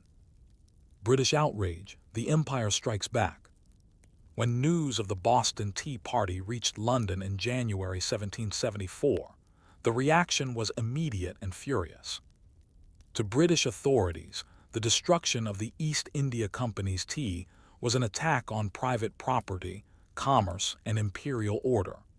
Parliament quickly drafted a series of punitive measures intended not only to punish Boston, but to make an example of it. These laws became known as the Coercive Acts in Britain. In America, they were dubbed the Intolerable Acts, an apt title for their sweeping repression. The Coercive Acts, what they entailed. 4 major laws were passed in rapid succession between March and June 1774. The Boston Port Act, March 1774, closed Boston Harbor to all trade until the East India Company was compensated for the destroyed tea. Cut off food and goods, strangling Boston's economy. Ships were turned away, fishermen were blocked, dockworkers were unemployed. The Massachusetts Government Act, May 1774, revoked the colony's 1691 charter. abolished town meetings except by royal permission, placed almost all political power in the hands of the royal governor. The Administration of Justice Act, May 1774, allowed British officials accused of crimes to be tried in Britain or other colonies. Bostonians dubbed it the Murder Act, believing it gave soldiers immunity. The Quartering Act, revised, June 1774, required colonists to house British soldiers if needed, including in private homes or taverns. Though rarely enforced, its symbolism caused widespread anger. Together, these acts represented a near-complete imperial takeover of Boston's civil and economic life. The port closes, daily life under sea. The Boston Port Act took effect on June 1, 1774, and transformed the city overnight. Trade ceased. Sailors drifted south looking for work. Store shelves emptied. Meat and flour grew scarce. Families who had scraped by suddenly found themselves on the edge of starvation.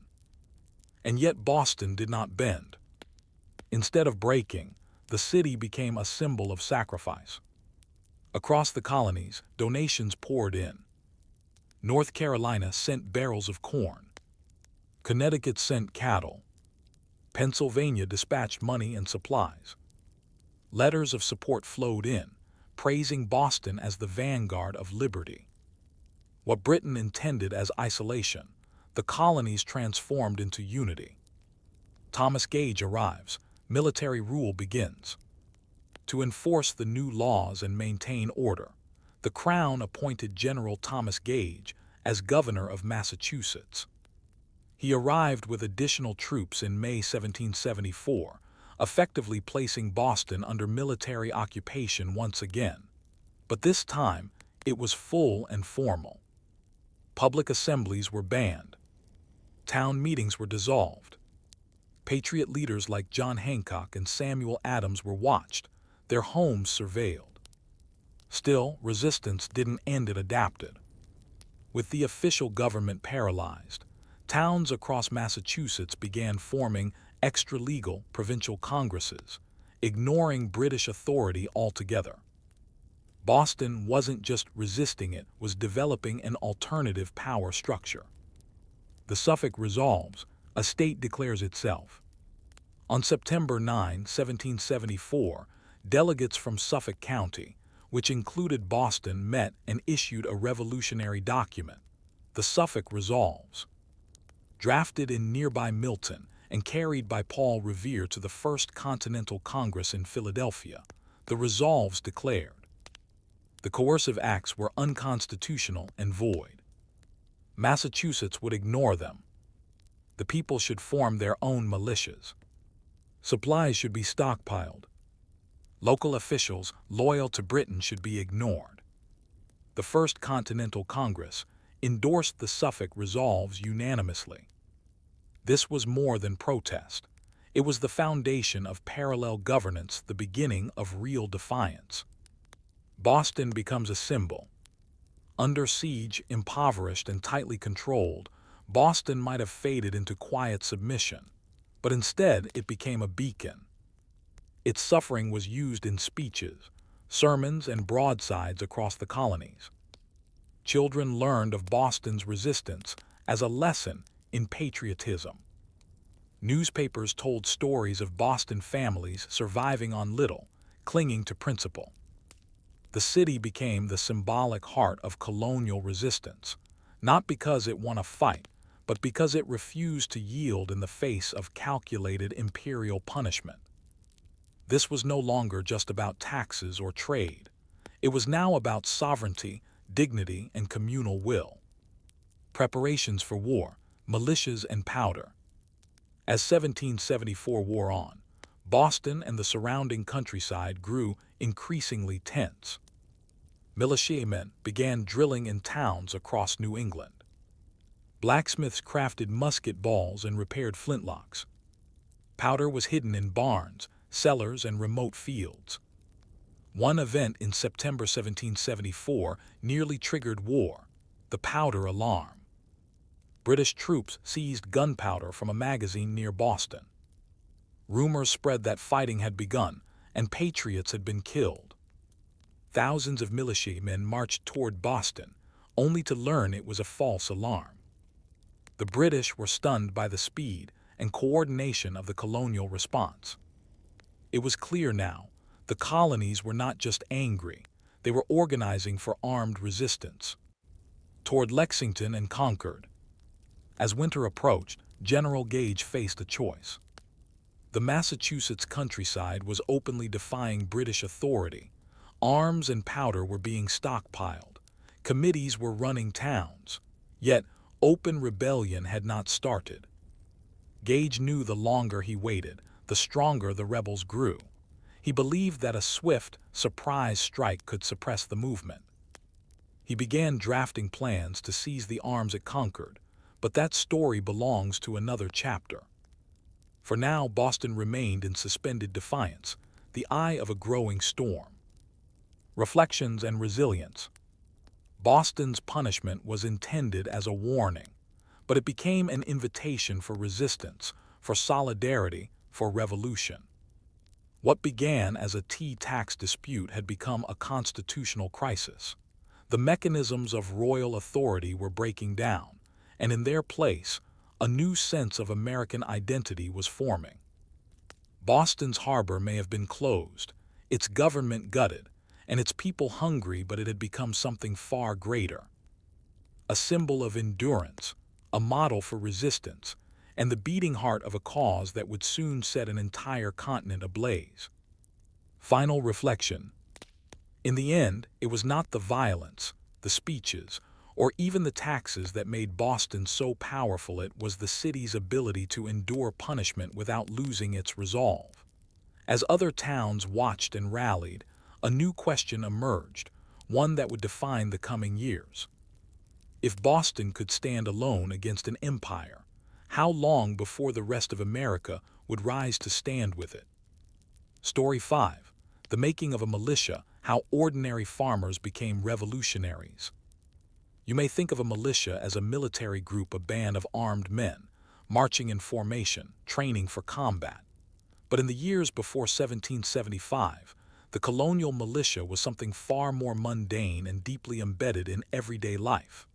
It was not a professional army, nor a band of rebels, but rather a civic obligation like jury duty, barn raising, or town meetings. We explore how militia service in colonial New England was not initially about revolution. It was about community, routine, and obligation. The path from neighbor to soldier was not sudden. It was carved slowly by tradition, law, and necessity. To understand how ordinary farmers and shopkeepers transformed into the soldiers of Lexington and Concord, we must first understand who they were before the first shot was fired. The colonial militia tradition.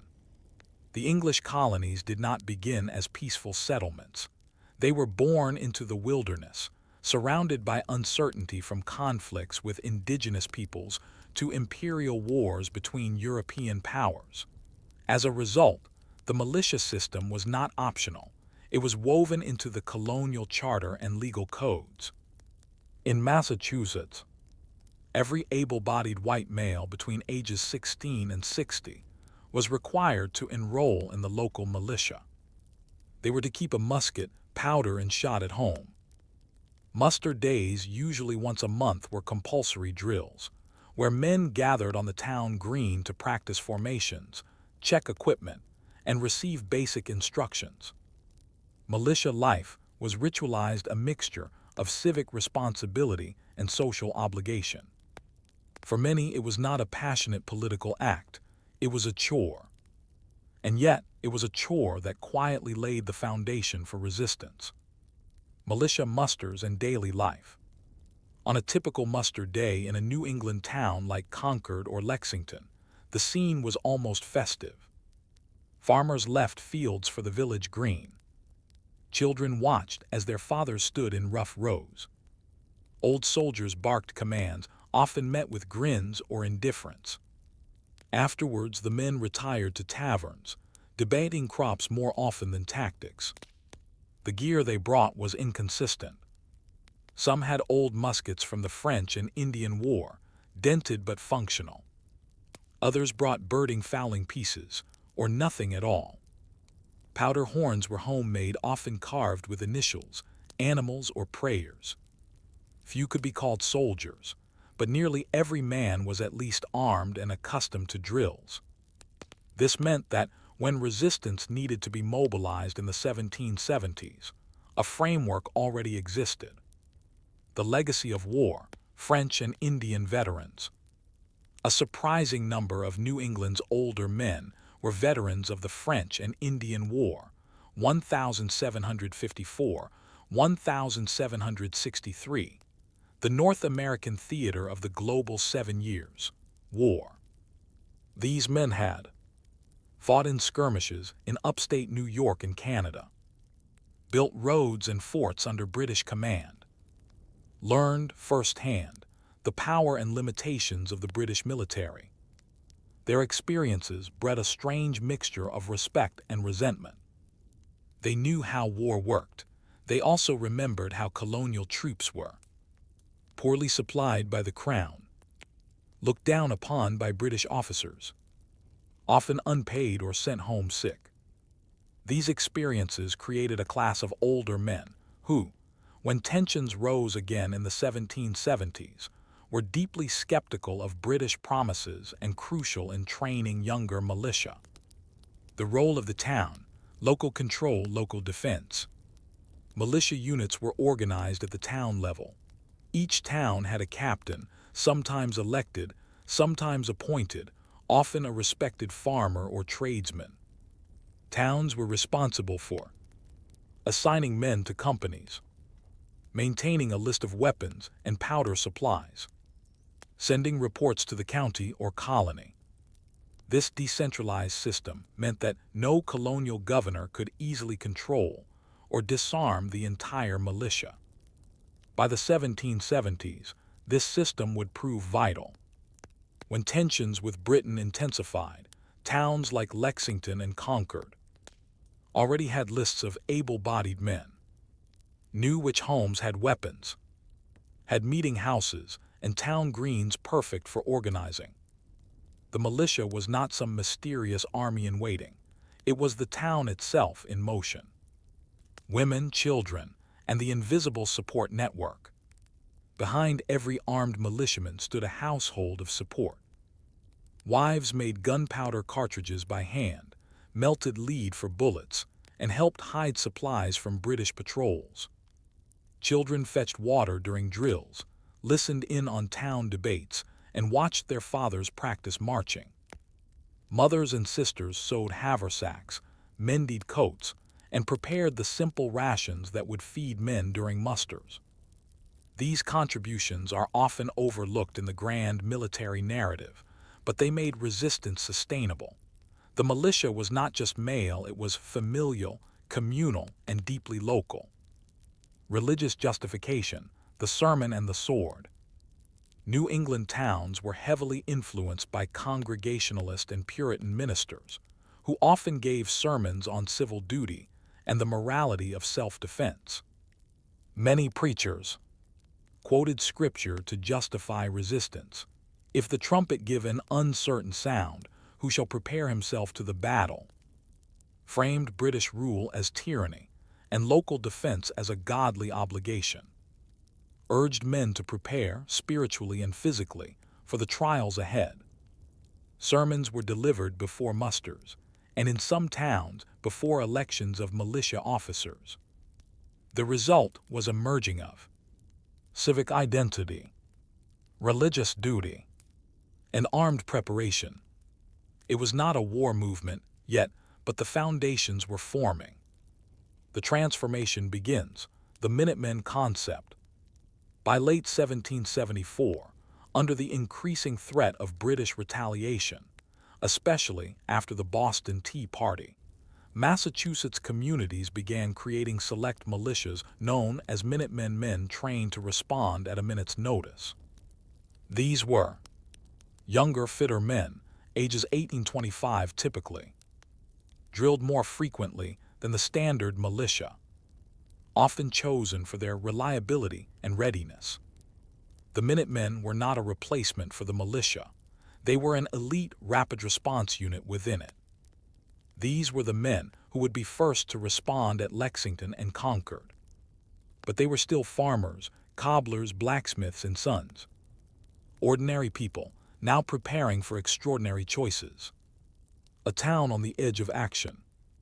By the winter of 1774-75, towns like Concord, Lexington, and Sudbury were no longer just drilling for habit. Powder was being stockpiled in hidden barns. British scouts were being monitored and reported. Some families had created escape routes in case of raids.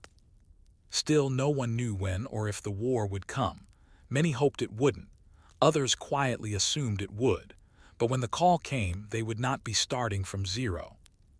They would already have leaders, muster lists, arms caches, and a town that had already imagined itself as its own protector. Closing thought. Before muskets fired in April 1775, before orders were shouted and men fell on the Lexington Green, there were years of quiet transformation, of habits becoming training, of chores becoming preparation, of communities becoming contingents. And so, as the sun set on a March evening in 1775, and a young man in Lexington wiped the sweat from his brow after another day at the forge, did he wonder, would the next time he stood on the town green be just another drill, or the day history would begin? By the early spring of 1775, the quiet routines of colonial life in Massachusetts masked an undercurrent of tension.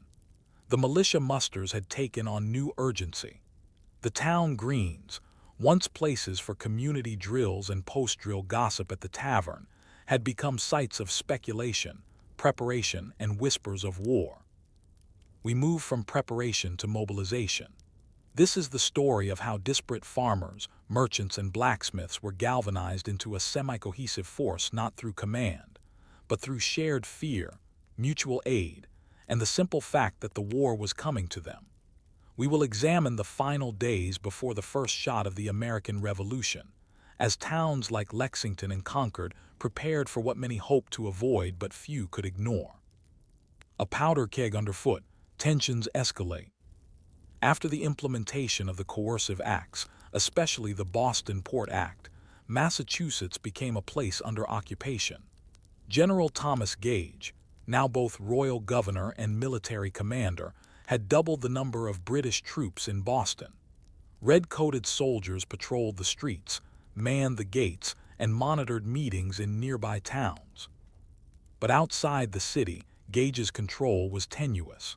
The countryside Concord, Lexington, Worcester, Acton was full of militia leaders who no longer answered to the governor. By early 1775, provincial congresses were meeting in defiance of royal authority. Town militias were hiding arms, food, and powder. Writers like Paul Revere and William Dawes were monitoring British troop movements. British patrols were being harassed, watched, and often fed false information. The British knew rebellion was brewing. What they didn't know was just how ready the countryside had become.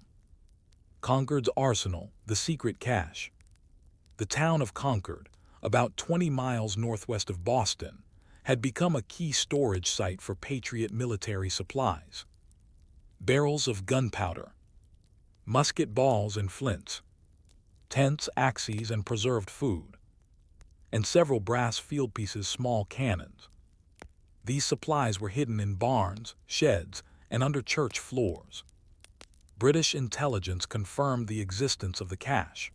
Gage knew he needed to act quietly, swiftly, and with overwhelming force. The order came down. On April 18, 1775, 700 British regulars would march to Concord to seize and destroy the supplies. But the countryside was watching. The alarm riders, a network, springs to life. That same night, Paul Revere, William Dawes, and later Dr. Samuel Prescott galloped out of Boston, warning that the regulars are coming out. This was no spontaneous ride. These men were part of an elaborate warning system built over the past year. The network included church steeples with lantern signals, boats and canoes to cross the Charles River, relay riders posted in taverns and farms across Middlesex County. As the riders passed each town, bells rang, drums beat, and guns fired in the air. The militia began to stir. Lexington, a town awakes. At around 4:30 a.m. on April 19, the first British soldiers arrived in Lexington. On the town green stood Captain John Parker and around 77 militiamen, farmers, shopkeepers, and fathers. Most were not expecting a confrontation. They intended only to show presence to affirm their town's defiance, not to start a war. British Major John Pitcairn ordered them to disperse. Then someone fired. The identity of that first shot remains unknown. Was it a nervous militiaman, an accidental discharge, a deliberate act? No one knows, but in the confusion that followed, 8 Lexington men were killed. 10 were wounded. The rest fled or scattered into nearby woods. The British soldiers marched on to Concord. Concord turning the tide. By the time the British reached Concord, militia companies from surrounding towns had arrived, including men from Acton, led by Captain Isaac Davis, Lincoln, Bedford, Sudbury. The colonial forces now outnumbered the British. While the redcoats searched the town and destroyed a few barrels of flour and a cannon carriage, militia leaders regrouped on the North Bridge, west of town. There they met a British detachment guarding the route. The militia was given a simple, grim order: march down and dislodge them.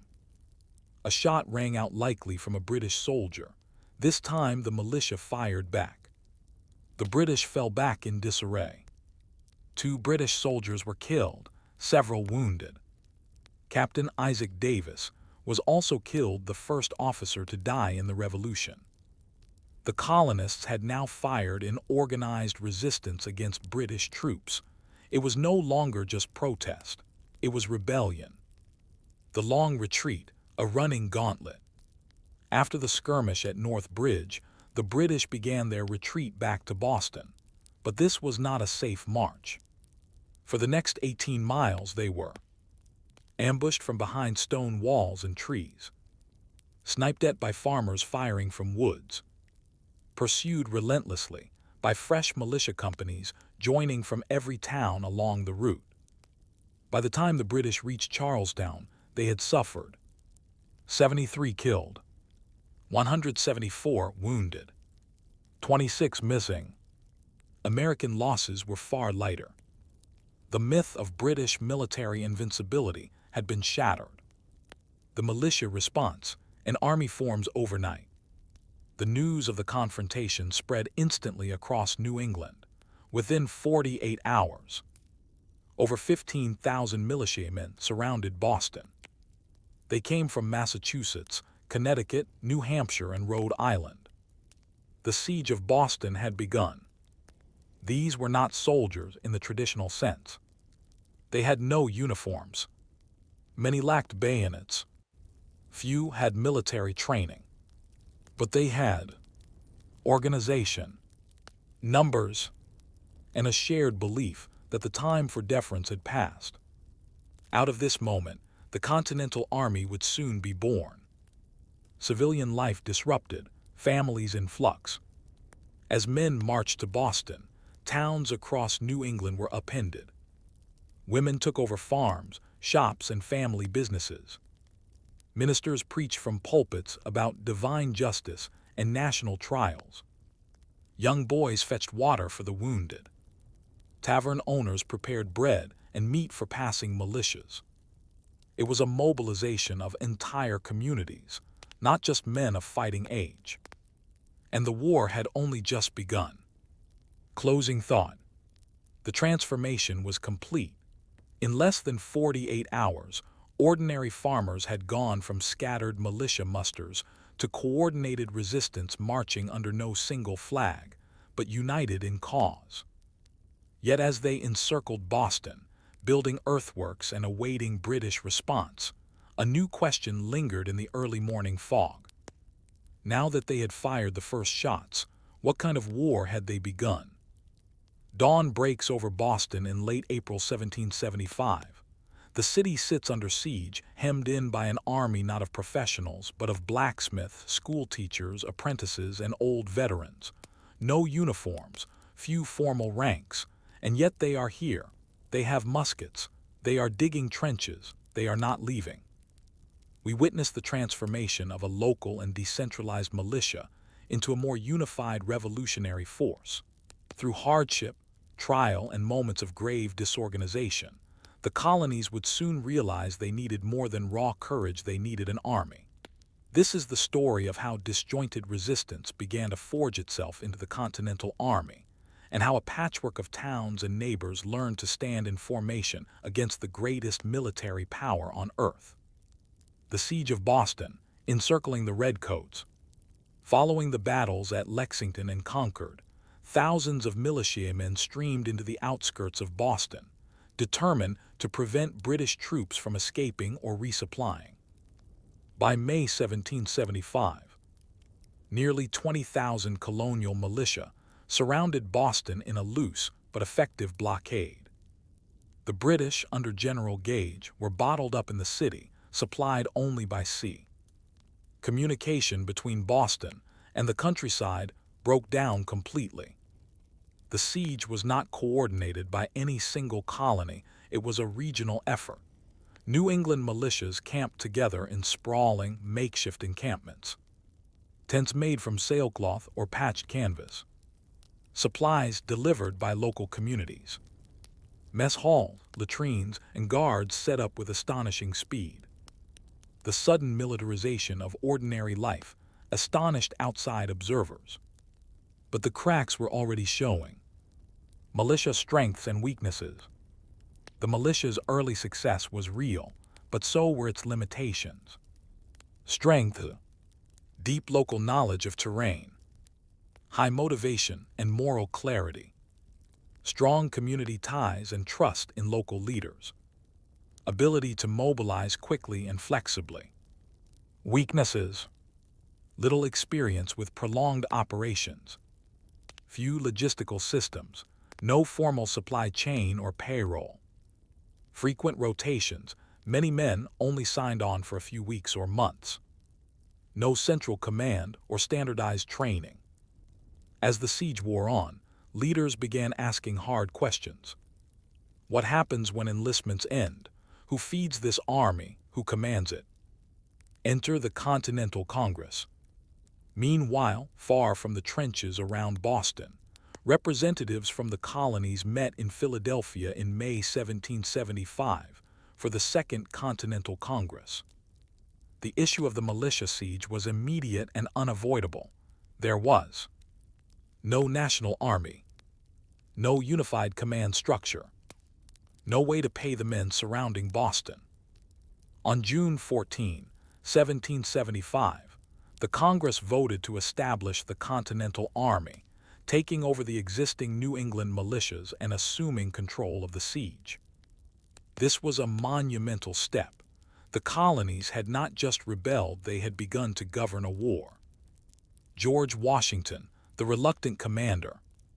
To lead this new army, Congress turned to George Washington of Virginia. Washington was a former officer in the French and Indian War, respected for his character and dignity. A Southern choice, which helped unify Northern and Southern colonies. He accepted the post humbly, writing, "I do not think myself equal to the command I am honored with." Washington arrived in Cambridge, Massachusetts, in early July 1775 to find thousands of militiamen in various states of disorder, officers arguing over rank, units drilling with different commands and standards, latrines too close to water sources, no consistent uniforms, pay, or rations. Washington's first task was not to fight but to organize. Training the militia, from chaos to cohesion. Washington immediately began the process of turning the militia into an army.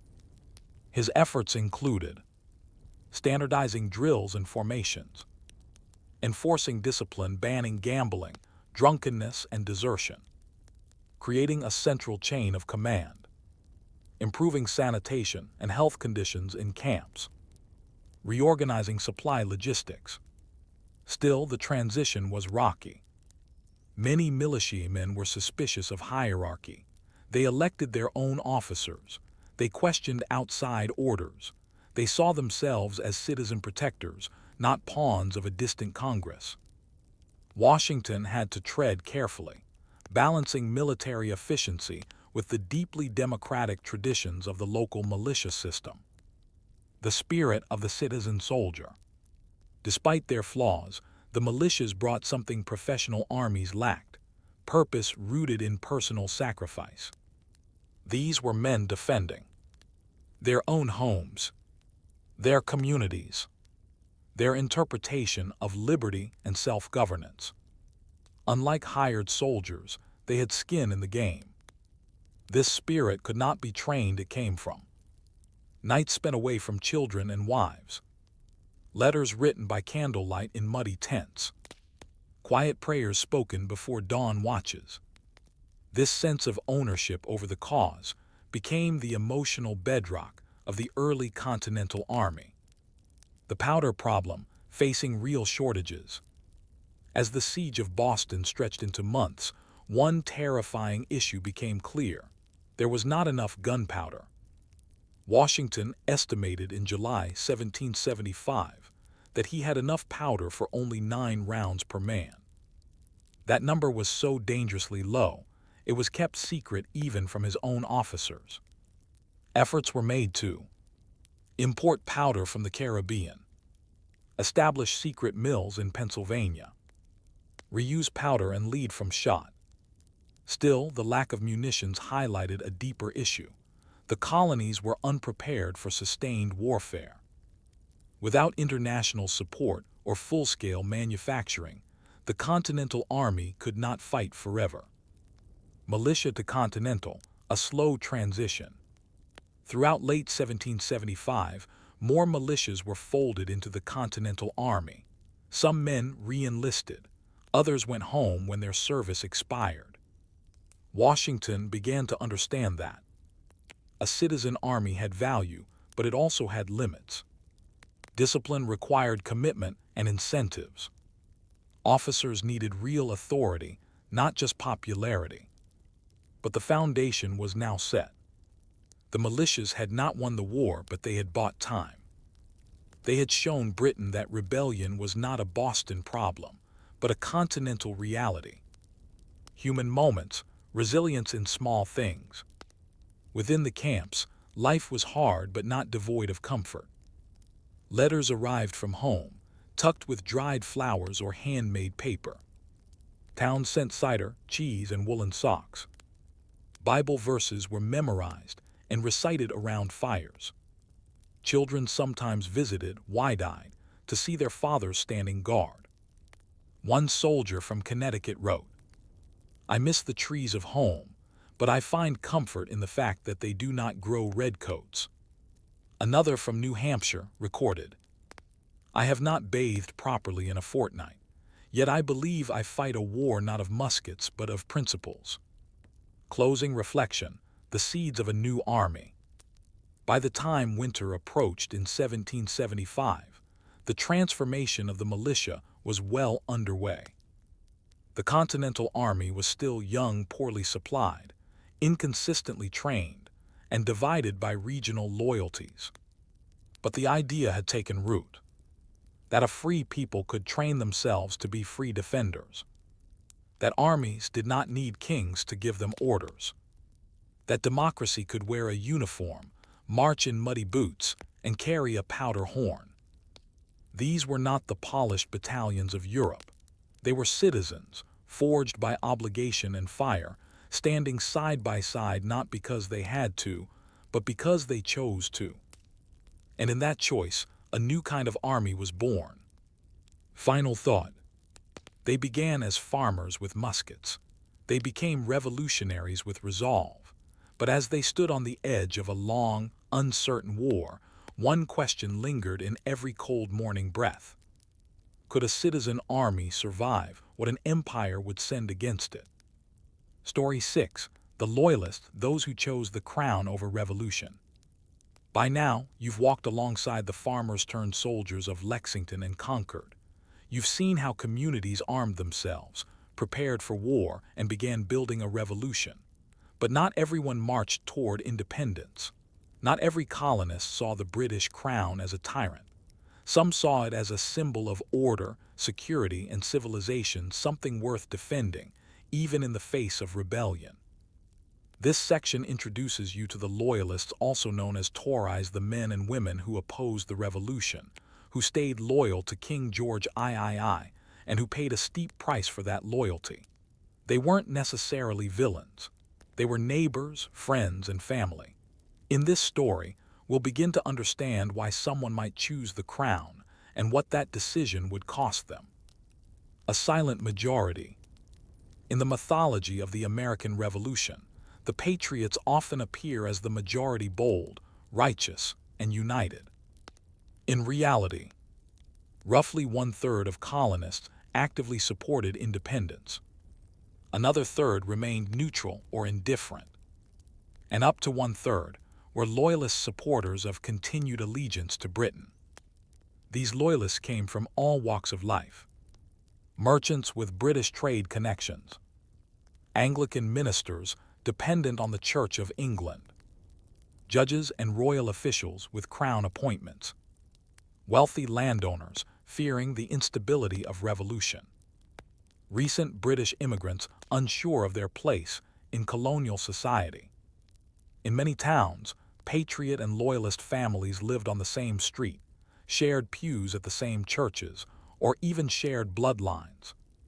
And as the revolution escalated, these communities would turn against themselves. Why remain loyal? Loyalists were not blind monarchists. They had reasons, personal, economic, philosophical, for siding with the crown. Fear of chaos. Many loyalists feared that revolution would bring disorder, mob rule, and violence. They saw what had happened during protests like the Boston Tea Party or the tarring and feathering of officials. Belief in lawful authority. They believed the colonies had legal obligations to the British government. They saw Parliament's authority as legitimate, even if its policies were flawed. Economic interests. Merchants often depended on British trade routes and imperial contracts. Losing that relationship could destroy their livelihoods. Recent immigrants. Those who had come from Britain in the previous decade often felt deep cultural ties to the homeland. To rebel was to betray their roots. Religious loyalty. In colonies where the Anglican Church held sway, particularly in the South, ministers urged loyalty to the king as God's anointed ruler. Fear of slavery's collapse.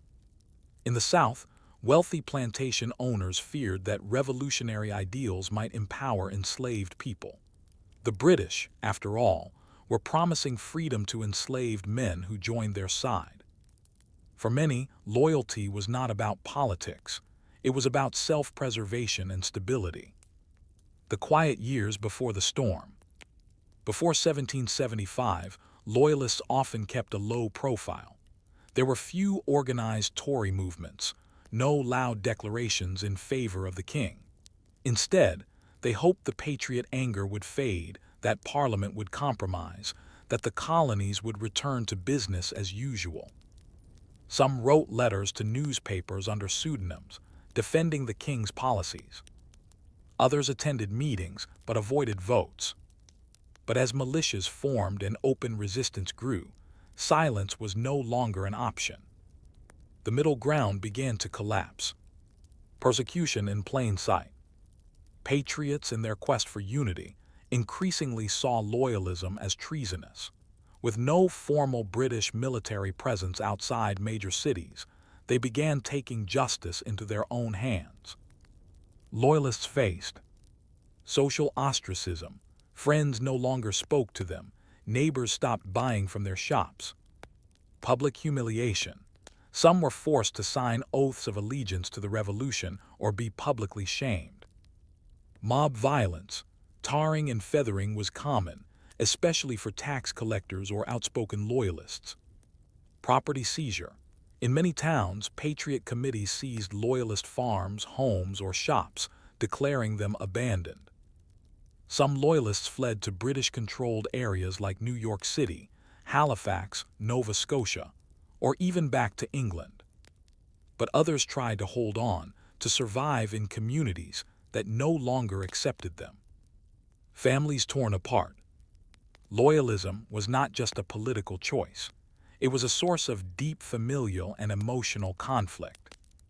One famous example: Benjamin Franklin, the icon of American independence, had a son, William Franklin, who remained a staunch loyalist. As royal governor of New Jersey, William opposed the rebellion, refused to renounce the king, and was eventually arrested and imprisoned by Patriot forces. Their relationship never recovered. They died estranged, father and son, divided by revolution. Stories like this were common. In many homes, brothers enlisted on opposite sides. Mothers hid sons from local militias. Daughters argued over which flag to raise above the hearth. Revolution did not just break governments, it broke households. A growing underground. As Patriot surveillance increased, loyalists went underground. They formed secret networks to pass information to British forces, smuggle goods into blockaded cities, raise small loyalist militias, especially in the South and New York backcountry. In some regions, loyalists became guerrillas raiding Patriot towns or joining British expeditions. But for many, their loyalty was quiet, passive, and dangerous simply by being known. Being suspected was enough. The Committees of Safety. By 1776, most colonies had set up committees of safety, local patriot groups that investigated loyalist activities, interrogated suspects, ordered exile, fines, or house arrest, publicly posted the names of known Tories. These committees became a form of grassroots intelligence and policing, replacing royal authority. To a patriot, they were guardians of liberty. To a loyalist, they were the face of mob justice. Loyalism by region. While loyalists existed in every colony, their numbers and strength varied. New York City, a Tory stronghold, the city remained under British control for most of the war. The South, particularly in Georgia and the Carolinas, many wealthy planters feared revolution. Backcountry regions. In parts of Pennsylvania, the Mohawk Valley, and the Carolinas, isolated communities favored the stability of the crown. Canada and Nova Scotia, British-controlled and a haven for loyalist refugees. Urban areas and Anglican regions leaned more loyalist. Rural New England leaned patriot. But in truth, these lines were rarely clean. Closing thought. They were not always loud. They did not form armies, at least not yet. But the loyalists lived in every town, every colony. Their reasons were many and their fate uncertain. As the colonies inched toward open rebellion, they faced a question as stark as it was personal. When your neighbors declare independence, do you go with them, or do you wait for the king to return? By mid-1776, the momentum toward independence could no longer be denied. The Declaration of Independence had been signed. Militias had turned into armies. Skirmishes had evolved into full battles. In the eyes of many colonists, neutrality was no longer an option. For the loyalists, those who had quietly or vocally supported the British crown, the world had changed overnight. No longer tolerated, they were now treated as enemies within. Patriots called them traitors. Rebels suspected them of espionage, and neighbors began to view them with suspicion, even fear. This section traces how loyalists adapted, how they were persecuted, how some fought back, and how others attempted to endure the storm in silence. Treason by declaration. With the signing of the Declaration of Independence on July 4, 1776, the conflict formally transformed from rebellion to revolutionary war. The message was clear. We are no longer British subjects. We are citizens of a new nation. For Loyalists, the consequences were immediate. Their legal status changed. They were now considered traitors by the emerging patriot governments. They were excluded from civil protections in many colonies. Their property could be seized without trial. They were no longer entitled to vote, sue in court, or hold office. In short, what had been a political disagreement in 1774 was now a criminal position in 1776. Public humiliation and social erasure. One of the earliest and most widespread punishments for Loyalists was public shamming. Some of the most common forms included tarring and feathering, a brutal practice where victims were stripped, covered in hot tar, and rolled in feathers, then paraded through the streets. Mock trials, held in taverns or on town greens, where Loyalists were sentenced by local mobs. Posting of names. Newspapers and town notice boards listed enemies of liberty, effectively inviting vigilante justice. Banishment. Committees of safety often issued formal orders demanding Loyalists leave town within a number of days or else face violence. For some, the psychological toll was worse than physical threats. Former friends and family members now crossed the street to avoid them. Property seizures and confiscation acts. In nearly every colony, new revolutionary governments passed confiscation acts, allowing them to seize land and goods from known Loyalists. Examples. In New York, over 2 million acres of Loyalist land were confiscated and redistributed. In Massachusetts, Loyalist estates were auctioned off, often to Patriot supporters. In Pennsylvania, large tracts of farmland and businesses were legally transferred to the state. This wasn't just punitive, it was strategic. It punished traitors. It funded the revolutionary effort. It redistributed wealth and power. For many Loyalists, generations of accumulated property vanished in months. Loyalist militias and armed resistance. Not all Loyalists remained passive. In many regions, they took up arms, sometimes forming their own militias, sometimes joining British units. Key examples: the King's Rangers and Queen's Rangers, elite Loyalist units led by British officers. Butler's Rangers, a Loyalist regiment that operated in New York and Canada. South Carolina Loyalist militias. These groups clashed bitterly with Patriot partisans, including those led by Francis Marion, the Swamp Fox. Some Loyalist raids were brutal. They included burning Patriot farms and homes, ambushing supply lines, collaborating with Native American groups aligned with the British. In regions like the Mohawk Valley, the Carolinas, and Georgia, the revolution became a civil war within a civil war, neighbor against neighbor, village against village. Espionage, sabotage, and the Underground War. Beyond open fighting, many Loyalists played roles in espionage. New York City, under British control for most of the war, became a hub for Loyalist spies. Tavern owners, merchants, and clergy passed intelligence to British officers. Women often served as couriers, assuming they would be above suspicion. In some cases, Patriot efforts to suppress Loyalists backfired.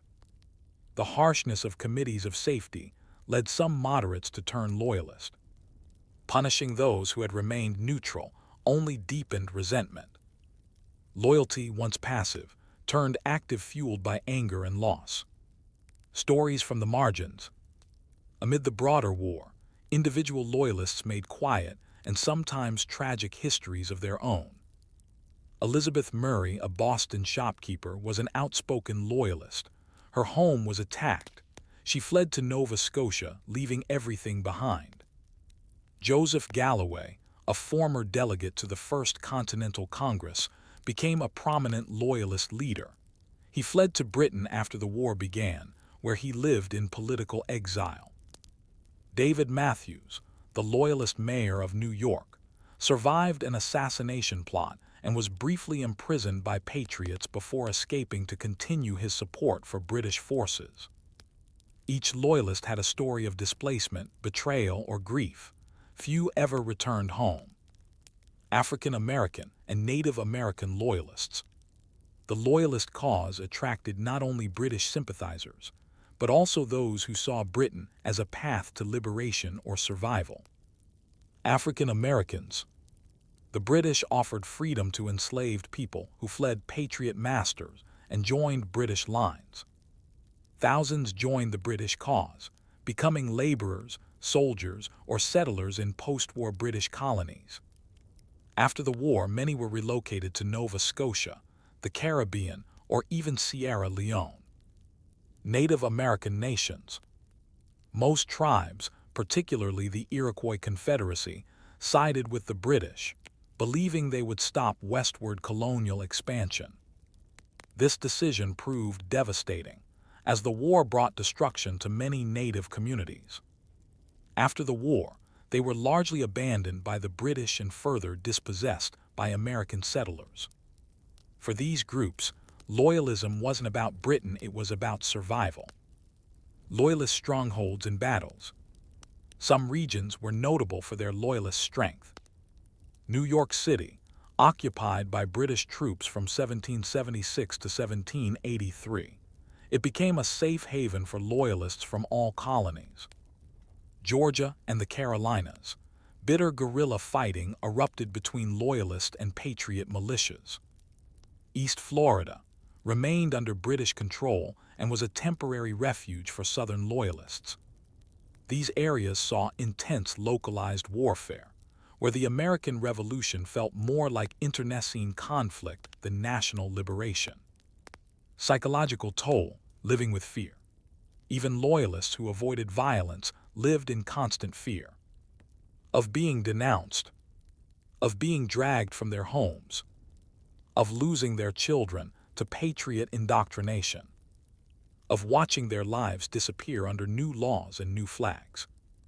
Some lived double lives, outwardly conforming, while secretly maintaining loyalist sympathies. For many, the only goal was to survive until British victory. But that victory would never come.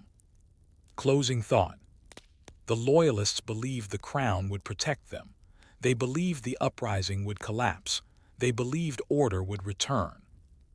Instead, they watched their communities burn, their homes taken, and their futures rewritten by a revolution they did not choose. And as the war dragged on, many Loyalists asked the same bitter question in private. If this new nation cannot tolerate its neighbors, what kind of republic will it become? When the guns finally quieted in 1783 and the American Revolutionary War came to an end, the Treaty of Paris recognized the United States as a sovereign nation. For many patriots, this was the dawn of a new era. But for the Loyalists, those who had clung to British allegiance, the end of the war marked not peace, but displacement. While the patriots celebrated, tens of thousands of Loyalists faced ruined reputations, confiscated property, and an impossible choice: to stay in the new republic as second-class citizens or to leave behind everything they had ever known. This section closes the story of the Loyalists by exploring what happened after the war, their exile, their attempts at resettlement, and how their legacy was largely erased from the national narrative. These were not only political losers, they were individuals whose lives had been upended by choosing the losing side of a revolution. The Treaty of Paris and the fate of Loyalists. The 1783 Treaty of Paris contained a provision, Article V, that recommended the return of confiscated Loyalist property and an end to their persecution. But this clause was non-binding, and most American states ignored it entirely. Why? Many patriots saw loyalists as traitors. States had already redistributed their land. Public sentiment against loyalists remained high. Thus, even after the war, thousands of loyalists found they had no place in the country they once called home.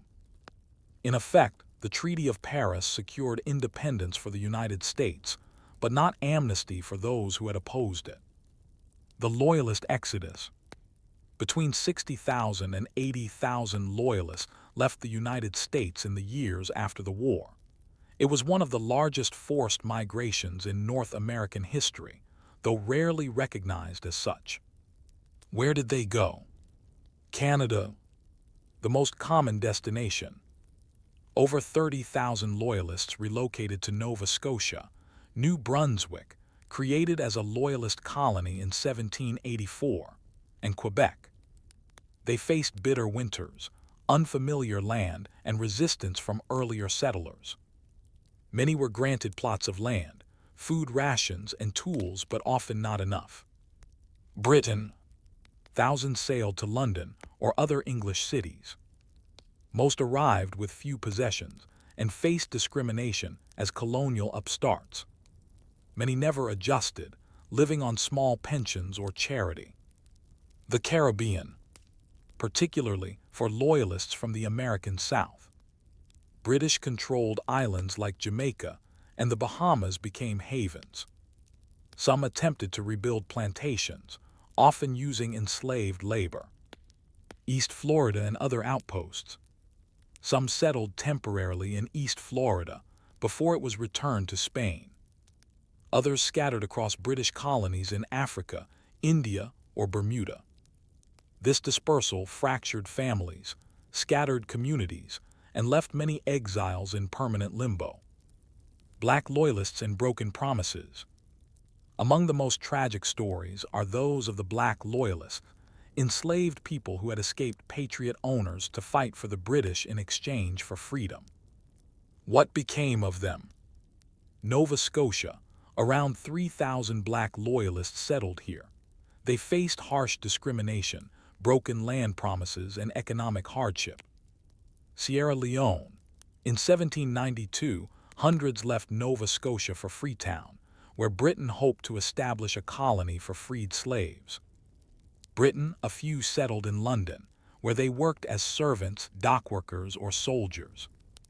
The Caribbean, others were re-enslaved or forced into indentured labor.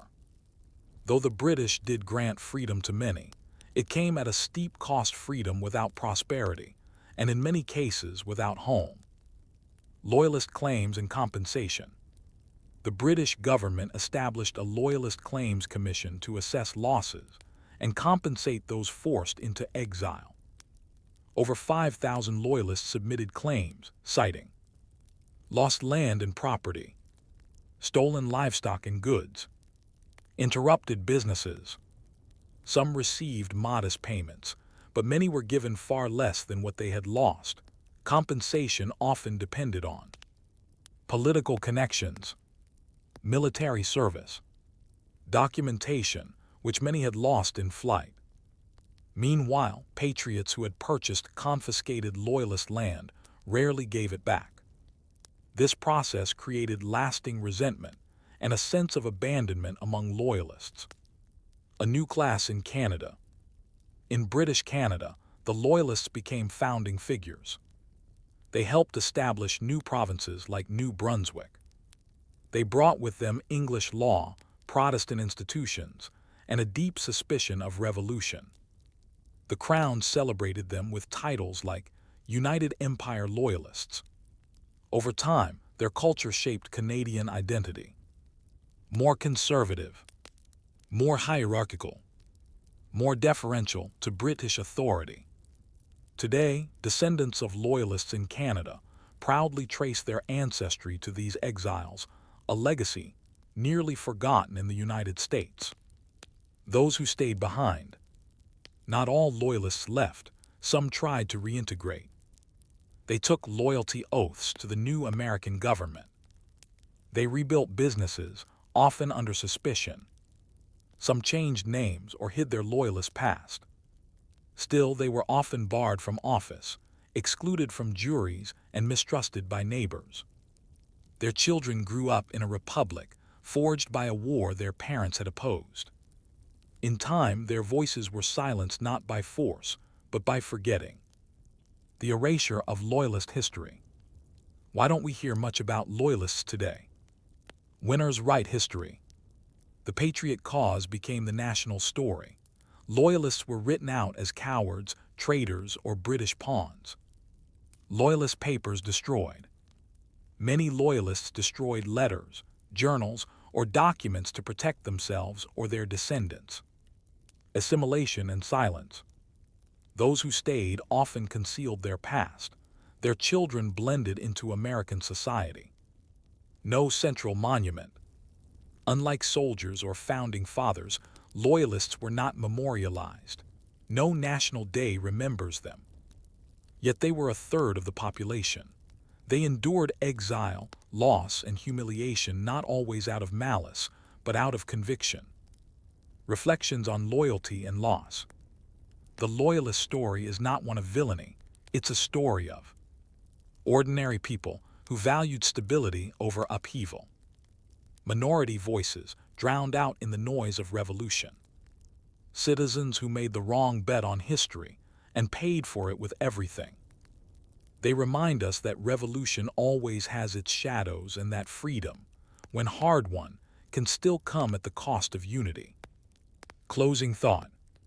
The Loyalists vanished not with a battle, but with the silence of ships pulling away from familiar shores.